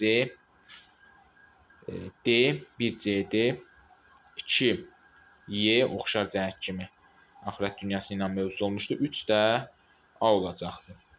Orta paleolit dövrünə aid işləpə süni od yaranmışdı. 1CD, 2Y, 3A. CDY, 3A cavab B variantındadır. Keçək 28-ci suala. Deməli, xəritədə işarələnmiş şəhərlərin klassik feodalizm dövrü üçün düzgün fikirləri müəyyən edin. Yəni, klassik feodalizm dedik biz deyəndə, biz 11, 15-ci əsrləri nəzərdə tuturuq. Deməli, deyir ki, şəhərlər də burada deməli 1 təxmini düşür Şəki tərəfə, 2 Naxçıvandır, 3 Təbriz, 5 Marağadır, 4 də Ərdəbil şəhərləridir. Deməli, 3 qeyd olunub ki, Təbriz şəhəri Monqol və Qızıl Ordu dövlətinə ciddi müqavimət göstərmişdi. Klassik feodalizm dövrünə baxırıq abi, 11-15-ci əsrlərlə. Monqollara Təbriz deməli müqavimət göstərib, müdafiə təşkil edib, müqavimət göstərib götürə bilərik Monqol yürüşləri zamanı. Qızıl Ordu dövlətinə isə 1385-ci ildə Toxtamışın yürüşü zamanı deyə bilərik ki, Təbriz ciddi müqavimət göstəribdir. A fikrin düzgün kimi götürürük biz. Keçək B-yə. 4 fikri qeyd olunur. Şeyx Səfi məqbərəsi. 4 haradır burada? 4 Ərdəbildə. Şeyx Səfi məqbərəsi inşa edilmişdir. Şeyx Səfi məqbərəsi Ərdəbildə 16-cı əsrdə inşa edilibdir. Amma bizə testin şərtində klassik feodalizm dövrü dediyi üçün B fikri yanlışdır. Çünki biz klassik feodalizm dövrünə aid düzgün fikir lazımdır bizə. Düzdür. Fikir olaraq, cümlə olaraq düzdür, dövr olaraq isə səhvdir. Yəni bizə klassik feodalizm dövrünə aid hadisi lazımdır. C-yə baxsaq 3-5. 3 Təbrizdir, 5 dedik Mağaradır. Monqol mənşəli dövlətin paytaxtı olmuşdur. Bu fikir də doğrudur. Məhz Monqol mənşəli dövlətin paytaxtı olubdur. 3 Təbriz, həmçinin 5 Marağa şəhərləri Elxanilər dövlətin paytaxtı olub. O da Monqol mənşəli, yəni Monqolların 5-ci ulusu idi. C fikrini doğru kimi götürürük. D-yə baxsaq 1-2. Yəni Şəki ilə nədir bu? Naxçıvan. Osmanlılar tərəfindən ələ keçirilmişdi. Ümumiyyətlə, Azərbaycan Osmanlıların yürüşləri artıq klassik feodalizm dövründə olmayıb. Yəni, 16-cı əsrdən başlayıbdır. Ona görə D fikrinə yanlışdır. E-yə baxsaq 3. Bu şəhərin sənətkarları Əmir Teymur və Sultan 1. Səlim Bu şəhərin sənətkarlarını Əmir Teymur və Sultan Səlim öz ölkələrinə aparmışdı. 3 arı idi, 3 də Təbriz şəhəri idi. Düzdür, bu hökmdarlar Təbriz şəhərindən sənətkarları öz ölkələrinə aparıb, həm Əmir Teymur, həm Sultan 1. Səlim. Amma Sultan 1. Səlim nə vaxt aparıbdır? 16-cı əsrdə. Klassik feodalizm dövrü isə artıq 11-15 dedik biz. Ona görə də E fikri də yanlışdır. Əmir Teymur isə klassik feodalizm dövründə aparıbdır. Sultan Səlim aparmadığı üçün klassik feodalizm dövründə, yəni aparıb düzdür, amma 16-cı əsrdə aparıb klassik feodalizm dövrünə düşmürdü. Ona görə E fikri də yanlışdır. Burada da cavab olacaq 1A, daha doğrusu A ilə C. A ilə C də A variantında qeyd olunubdur. 29-a baxsaq, deməli deyir, Ağa Məhəmməd Xan Qacarın Azərbaycana birinci yürüşü zamanı ona qarşı ittifaqa girən xanlıqları xəritədə müəyyən edin. Bu nədən söhbət gedir burada? 1795-ci ildə Ağa Məhəmməd Xan Qacar Azərbaycana yürüş edən zaman Qarabağ xandı, İbrahim Xəlil xandı, İrəvan xanı, Məhəmməd Hüseyn xandı, daha sonra Şamax xanı, daha doğrusu Lənkəran xanı Mir Mustafa xandır. Həmçinin Kartli Katexə çarı idi ki, 2-ci İraqli. Onlar Ağa Məhəmməd Xan Qacara qarşı ittifaq yaradırlar. Söhbət burada ondan gedir. Yəni o da deyirik Lənkəran xanlıdır, biri 5-dir, biri Qarabağ xanlığıdır, biri də İrəvan xanı Məhəmməd Hüseyn xandır. Yəni bu ittifaqa girən xanlar biri İrəvan xanıdır, biri Qarabağ xanıdır, biri də Lənkəran xanıdır. Bir də dedik Gürcülərdən Kartli Katexa, sarı 2-ci İraqlidir. Yəni cavab olacaq 2, 3, 5. Keçək 30-a. Deyir, Münhen konfransında iştirak etmiş dövlətlərin 2-ci Dünya müharibəsindən sonraki dövrünə aid uyğunluğu müəyyən edin. Münhen konfransında iştirak etmiş dövlətlərin. Yəni biz burada Münhen konfransında iştirak etmiş dövlətlərin bilməliyik. Yəni bu Almaniyadır, Fransadır, İngiltərədir və İtaliyadır. Yəni biz xəritədə uyğunluğu bu dövlətlər üzərində qurmalıyıq. İngiltərə, Fransa, Almaniya, İtaliya. İngiltərə olacaq burada deməli 2, Fransa 4, Almaniya isə 3. Deməli biz 5-dən işimiz olmayacaq, həmçinin 1-dən işimiz olmayacaq. Çünki bizə uyğunluq bu dövlətlər üzərində lazımdır. 2, 3, 4 dövlətlər üzərində. İtaliya da burada bu ərazidə, amma rəqəmlə verilmədiyi üçün yəni bizə lazım deyil. Deməli uyğunluğu buyuruq 2, 3 və 4 üzərində. Həmçinin həmən dövlətlərin 2-ci Dünya müharibəsindən sonrakı dövrünə aid uyğunluq müəyyən etməli. Yəni 2-ci Dünya müharibəsindən sonrakı dövründə baş vermiş hadisələri müəyyən etməliyik. 2 hissəyə parçalanmışdı. 2 hissəyə parçalanmışdı. Bu Almaniyaya aiddir. Düzdürmü? Almaniyada 3 ilə işarələnibdir. Deməli 1, 2, 3. Daha doğrusu götürəcəyik burada 2, 3, 4. 2, 3, 4. Almaniyaya dedik nə götürürük? 2 hissəyə parçalanmış. Dünya müharibəsindən sonraya düşürmü? 1949. Yəni 3-ə götürəcəyik A-nı. 3-ə götürdük A-nı. B-yə basaq. 2-ci Dünya müharibəsi zamanı 2-ci cəbhə bu ölkədə açılmışdı. Bu Fransadır, 1944-də açılıb 2-ci cəbhə. Amma testin şərtində nə dedi bizdə? 2-ci Dünya müharibəsindən sonrakı dövr. 2-ci cəbhə artıq 2-ci Dünya müharibəsi dövründə açılıb. Ona görə B-dəki fikri heç birinə götürmürük. C-yə baxsaq, 1952-ci ildə NATO-ya qoşulmuşdu. Biz dedik ki, o Türkiyəyə aiddir. Türkiyədə 1 ilə verilibdir. Türkiyəyə də götürə bilmərik onu. Çünki Münhen konfransında Türkiyə iştirak etməyibdir. Bizə Münhen konfransında iştirak edən dövlətlərə aid uyğunluq lazımdır. D-yə baxsaq, Ələmayın döyüşündə qalib gəlmişdi. Ələmayın döyüşündə qalib gələn İngiltərədir. O da 1942-də baş veribdir. Amma yəni müharibənin gedişində baş verib. Müharibə dövrün bizə isə müharibə dövründən sonra, yəni 2-ci Dünya müharibəsindən sonrakı hadisələr lazımdır. Yenə də D-ni götürmürük.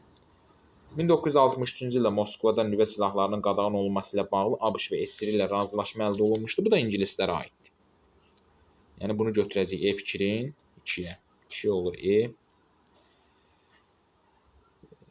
F-ə baxsaq, ABŞ-ın səhrada tufan əməliyyatına iştirak etmişdi. O da ki, Fransaya aiddir. 1991-də iştirak edibdir. 4-də də götürəcəyik F-i.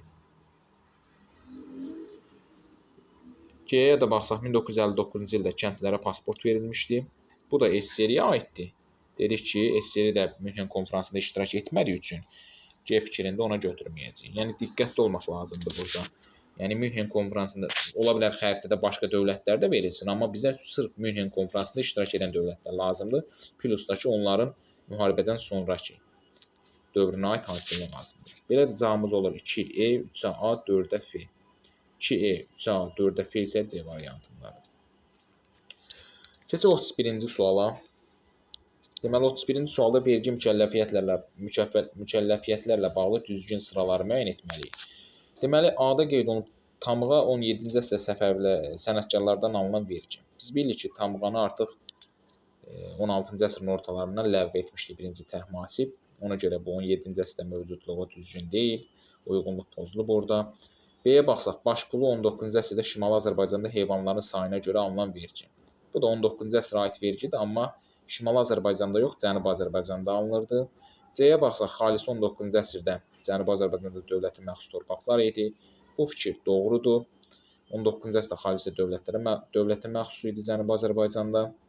Onun da idarəsi yaratmaz olduğu üçün hətta Şah hökuməti deyir ki, 1886-cı ildə bu torpaqların satılması haqqında fərman da verilir. D-yə baxsaq, tiyul 19-cu əsrdə Cənubi Azərbaycanda mülki və hərbi xidmətə görə verilən şərtli torpaqlar idi. Bu da doğru fikirdir. Həmçinin Şimali Azərbaycanda da mövcud idi 19-cu əsrdə tiyul. E-yə baxsaq, çöpbaşı 19-cu əsrdə Cənubi Azərbaycanda otlaqlardan istifadəyə görə alınan vergi idi. Bu fikir isə yanlışdır. Cənubi Azərbaycanda yox, Şimali Azərbaycanda alınırdı. Bu da deməli, doğru fikirlər olacaq C ilə D-dir. Yəni C variantında. 32-yə baxsaq, deyir 11-ci əsrə aid memarlıq nümunələrinə aid olmayanları müəyyən edin. Baxın, diqqətlə baxın. Olmayanları istəyir. Yəni, biz 11-ci əsrə aid memarlıq abidələrinə aid olmayanları, yəni 11-ci əsrdə inşa edilməyənləri götürməliyik biz. Xudafərin körpüsü 11-ci əsrdə inşa edilibdir. Bunu götürə bilmərik. Bizə aid olmayanlar lazımdır. Sınıqqalı 11-ci əsrdə Bakıdadır. Gəncə qapıları 11-ci əsrdə Gəncədədir. Sündü məscidi dedik 10-cu əsrdə Şamaxıdadır. Şamaxıda Cümə məscidi 8-ci əsrdədir. Deməli, biz əgər testin şərtini diqqətsiz oxuyub aid olanları götürsək, cavab 1, 2, 3 olacaq. Yəni A variantı.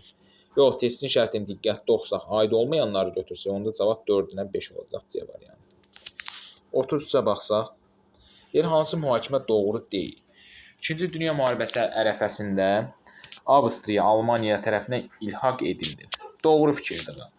2-ci Dünya müharibəsi daha doğrusu bəli, 2-ci Dünya müharibəsi ərəfəsində Avstriya Almaniya tərəfindən ilhaq edilibdir. 1938-ci ildə. 2-ci Dünya müharibəsi 1939-da başlayacaq. Bu onun ərəfəsində düşür. B-yə baxsaq, 1-ci Dünya müharibəsi ərəfəsində Bolqarıstan iştirak etdiyi müharibədə məğlub oldu. Bu da doğru fikirdir. 1912-ci ildə Bolqarıstan Balkan müharibəsində məğlub oldu. Daha doğrusu 1913-cü ildə Bolqarıstan Balkan müharibəsində məğlub oldu. 2-ci Balkan müharibəsində məğlub oldu. Müharibəyə 1-ci Dünya müharibəsində vaxt başladı 1914-də. Yəni 1913-də məğlub olub Bolqarıstan, müharibədə 1914-də başlayıb. Bu da onun ərəfəsinə düşür. Ərəfə o deməkdir ki, artıq hadisənin baş verməsinə yaxın bir zaman. Bu da 1-ci Dünya müharibəsi deyirik baş verib 1914-də. Bolqarıstan da məğlub olub 13-də. Yəni bir-birinə yaxın hadisələrdir. Plusdakı Bolqarıstan məğlub olması ondan əvvəldir. Yəni əvvəldə baş vermiş yaxın hadisələri götürməliyik. C-yə baxsaq, 2-ci Dünya müharibəsi ərəfəsində SSR Millətlər Cəmiyyətindən xaric edildi. Bu yanlış fikirdir. Baxın, SSR Millətlər Cəmiyyətindən elə 2-ci Dünya müharibəsi zamanı xaric edilir. Ərəfəsi o deməkdir ki, hadisədən əvvəl, yəni 2-ci Dünya müharibəsindən əvvəl baş verib. Amma SSR isə 2-ci Dünya müharibəsi zamanı, yəni artıq SSR qış müharibəsi zamanı o Baltikyanı əraziləri işğal etdiyi üçün, işğalçılıq siyasəti yürütdüyü üçün məhz Millətlər Cəmiyyətindən 1939-da xaric edilir. Bu da 2-ci Dünya müharibəsi zamanıdır, ərəfəsi yox. D-yə baxsaq, 2-ci Rus-Qacar müharibəsi ərəfəsində dünyada ilk dəfə dəmir yolu çəkildi. Bəli, 2-ci Rus-Qacar müharibəsi 1826-da başlayır. Dünyada ilk dəmir yolu da 1825-də çəkilir. Bu da doğrudur. E-yə baxsaq, 1-ci Rus-Qacar müharibəsi ərəfəsində Gəncə xanlığı ləğv edildi. Bəli, bu da doğrudur. Gəncə xanlığı 1804-də işğal edilir, elə həmin ildə də ləğv edilir. Yəni 1804-də. 1-ci Rus-Qacar müharibəsi 1804-ün iyununda, yəni yayında baş verir. Gəncənin ləğv edilməsi də qış ayıdır təxminən 1804-ün. Yəni müharibə baş verməmişdən əvvəldədir, ərəfəsindədir. Cavabımız olacaq burada, deməli C variantı. Yəni doğru mühakimə C-dədir. Doğru mühakimə olmayan C-dədir. Yəni qalan fikirlər A, B, D, E-dəki fikirlər doğrudur, yalnız C-dəki fikir yanlışdır.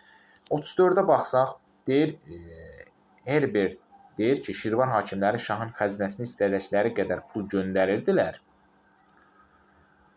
Bəylər mərkəzin göstərişi olmadan vergiləri artırırdılar. Bu nədir?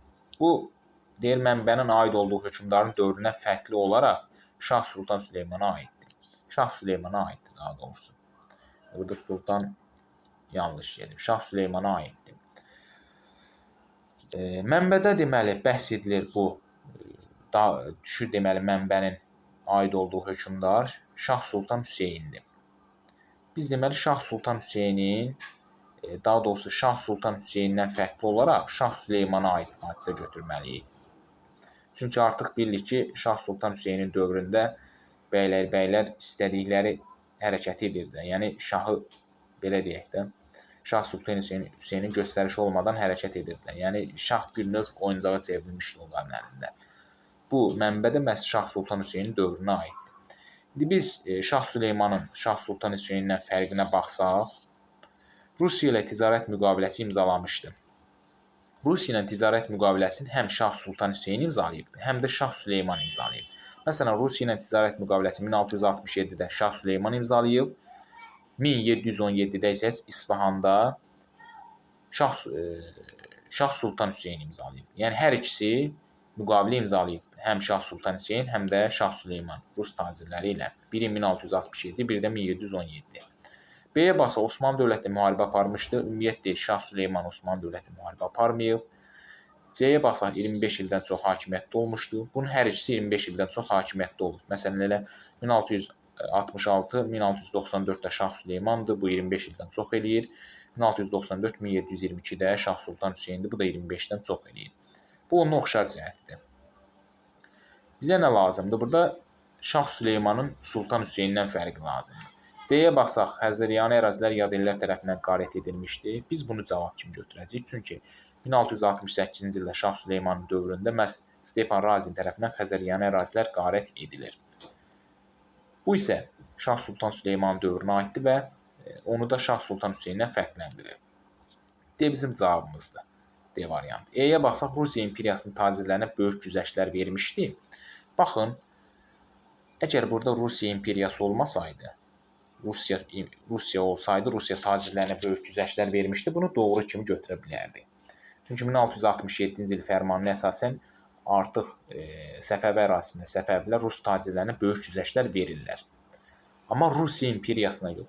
1667-də Rusiya imperiya yox, hələ imperiya elan edilməmişdi. Yəni Rusiya artıq 1721-dən imperiya edildiyi üçün bu fikir isə, yəni 1721-dən imperiya elan edildiyi üçün buradakı fikir yanlışdır. Rusiya imperiyası yox, Rusiya tacirlərinin olsa daha doğru olardı. Yəni yerdəki fikir yanlışdır. Bizim isə burada dedik doğru cavabımız, yəni Şah Süleymanı Şah Sultan Hüseyndən fərqləndirən D variantı olacaq. Keçsək 35-ci testdə.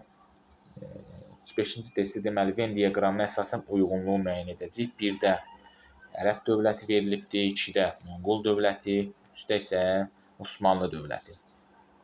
Deməli 1-də biz Ərəb dövlətinə aid xüsusiyyət müəyyən edirik, 2-də Monqol, 3-də Osmanlı dövlətinə, 4-də hər üçünə oxşar, 5-də Osmanlı ilə Ərəb dövlətinə oxşar, 6-da Ərəb ilə Monqol dövlətinə oxşar, 7-də isə Osmanlı dövləti ilə Monqol dövlətinə aid oxşar hadisə seçirik. Ərdəbil şəhərini ələ keçirmişdir.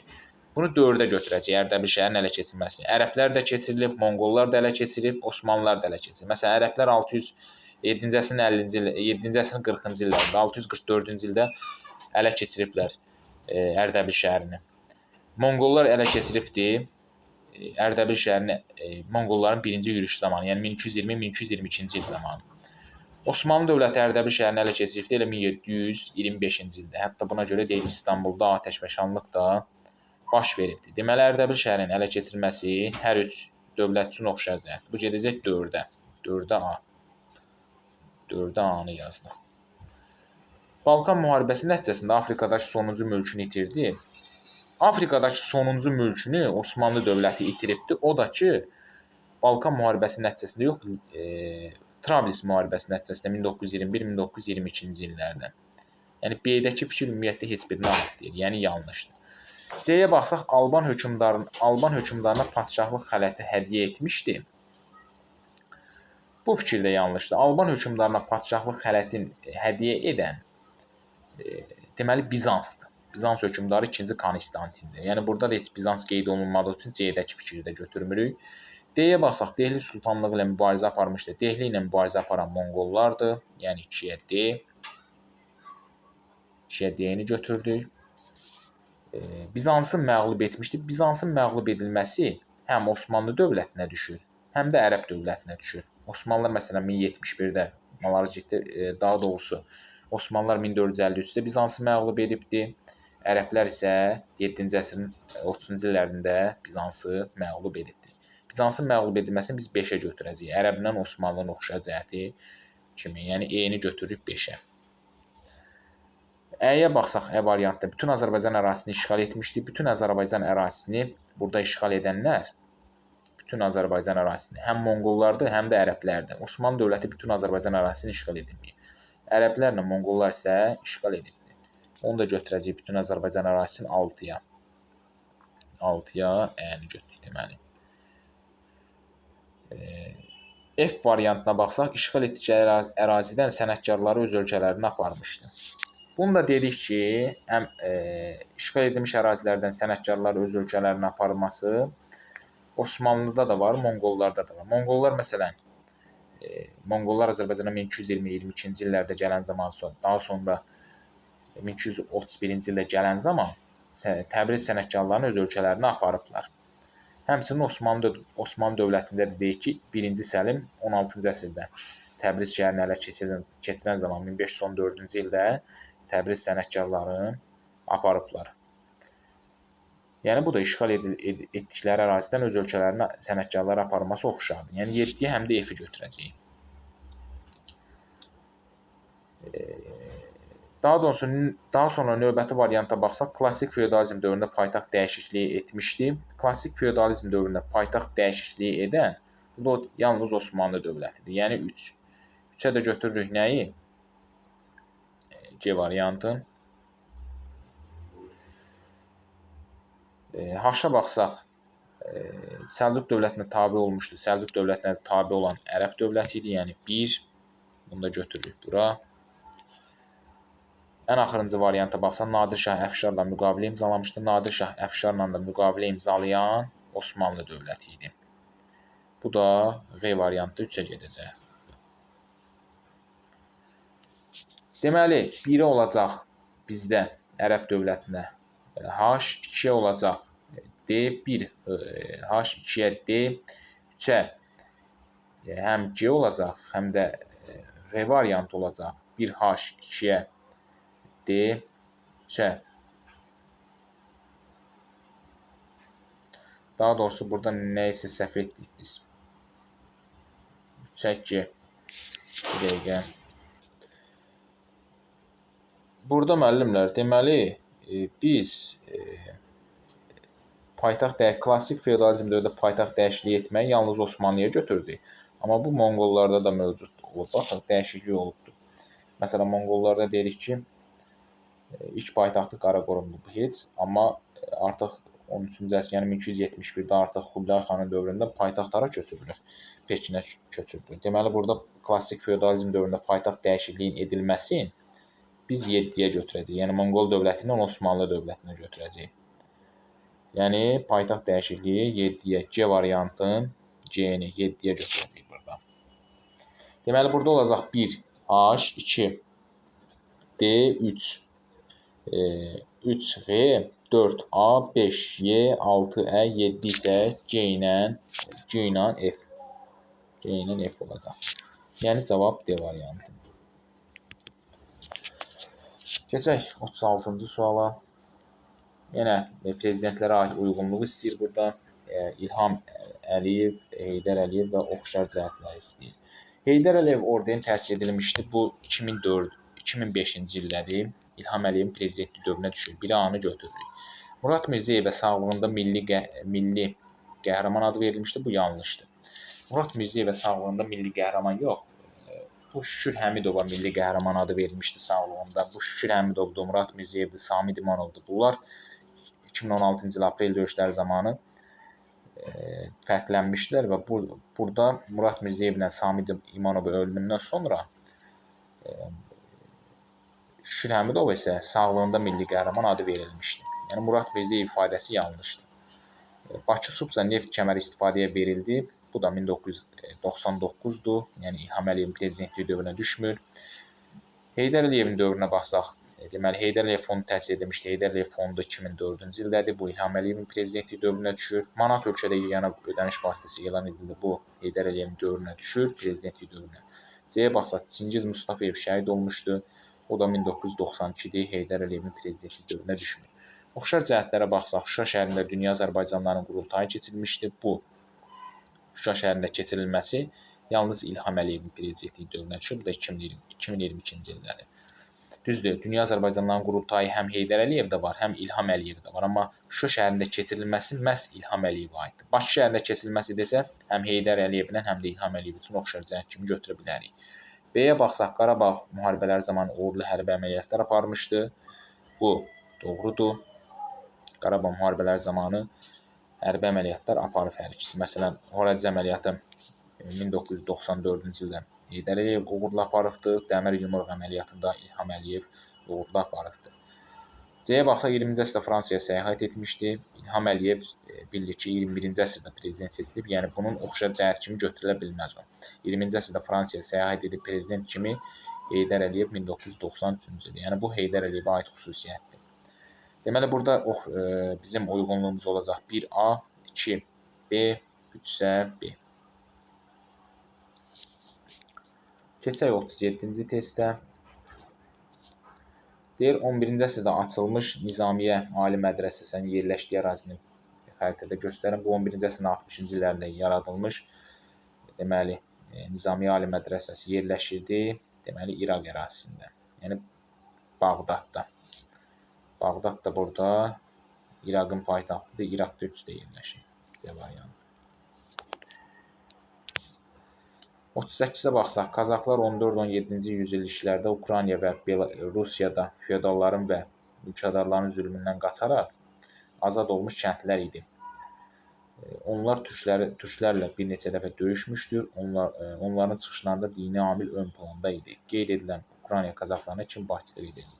Deməli, bu Qazaxlar Rusiyanın cənubunda, indiki Ukrayna ərazisində deməli, yaşamış kəndləri idi və o feodallardan, Rus zülmkarlarına qaçıb gəlib mübarizə aparırdı. Və onlara da başçılıq edənlər Bogdan Xmelnitski idi. Həmçinin həmən bu, onların hərəkatlarında da dini amil ön planda yer alırdı. Hətta onlar deyir, türklərlə də bir neçə dəfə döyüşmüşdülər, mübarizə aparmışdılar. Yəni, burada söhbət mənbədə gedən Ukrayna Qazaxlarına başçılıq edən şəxs D variantındakı şəxs, yəni Bogdan Xmelnitski. Keçsək 39-cu suala. Deməli, 1992-ci ilin avqustunda Ermənistanın Azərbaycan ərazisindəki anklavı Başkəndin yerləşdiyi rayonun ərazisini xəritədə müəyyən edin. Bu, Gədəbəy ərazisidir. Yəni. Gədəbəy ərazisində yerləşir bu Başkənd. Burada əlavə şərhə ehtiyac yoxdur. 39-40-a keçək sonuncu suala. Heydər Əliyevin Respublikaya rəhbərlik etdiyi dövrlərə aid uyğunluğu müəyyən edin. Heydər Əliyevin Respublikaya deməli, rəhbərlik etdiyi dövrlər 2-ci Respublikaya rəhbərlik edibdir. Yəni, Azərbaycan SSR-yə 1969-1982-ci illər. Bu, onun Respublikaya 1-ci rəhbərliyi dövrüdür. Bir də Respublika 2-ci rəhbərliyi dövrü var. Müasir Azərbaycan Respublikasını edibdir 1993-2003-cü illər. Yəni, bunun prezidentlik dövrü ilə qarışdırmayın. Birinci prezidentlik, ikinci prezidentlik başqa şeydir. Birinci rəhbərlik, ikinci rəhbərlik başqa şeydir. Birinci prezidentlik, ikinci prezidentlik isə o heç 93, 98, 98, 2003 götürəsiniz. Amma birinci rəhbərlik deyəndə 1969, 1982, ikinci rəhbərlik isə 1993, 2003. Yəni, birinci rəhbərliyi Azərbaycan SSR-yə edib, ikinci rəhbərliyi isə Müasir Azərbaycan Respublikasını edibdir. Birinci rəhbərlik dövrünə baxsaq, yəni 1969-1982-ci illərə, deyir, Azərbaycan Respublikasının şimal-qərb hissəsi Bakı-Tiflis dəmir yol xətti ilə birləşdirir. Bu doğru fikirdir. Xeyr, yanlış fikirdir. Nəyə görə yanlış fikirdir bu fikir? Çünki Azərbaycan Respublikasının şimal-qərb hissəsi Bakı-Tiflis dəmir yol xətti ilə birləşdirildi. Bu 1986-cı ildə Yevlax-Balakən dəmir yol xəttinin birləşdirilməsindən, Yevlax-Balakən dəmir yol xəttinin çəkilməsindən sonra birləşdirildi. Yəni 1986-da baş verib bu hadisə. 86-dan sonra baş verib. Birinci rəhbərliyi də dedik biz 1980, 1969, 1982-dir. Ona görə A-dakı fikir götürmürük biz.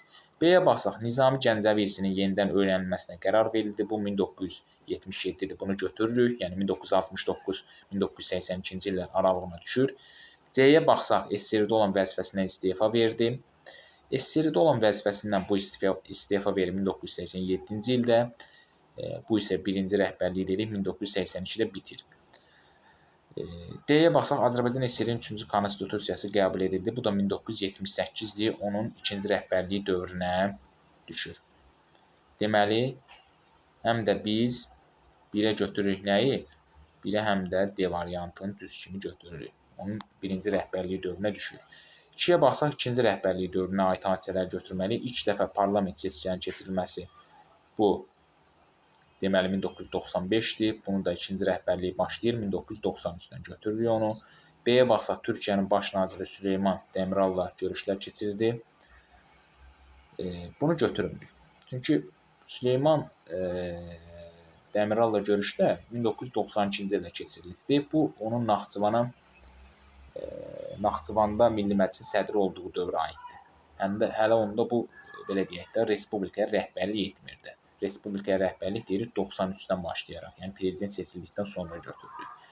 C-yə baxsaq, Bakı Tbilisi Ceyhan neft kəməri istifadəyə verildi. Bu 2006-cı ildir.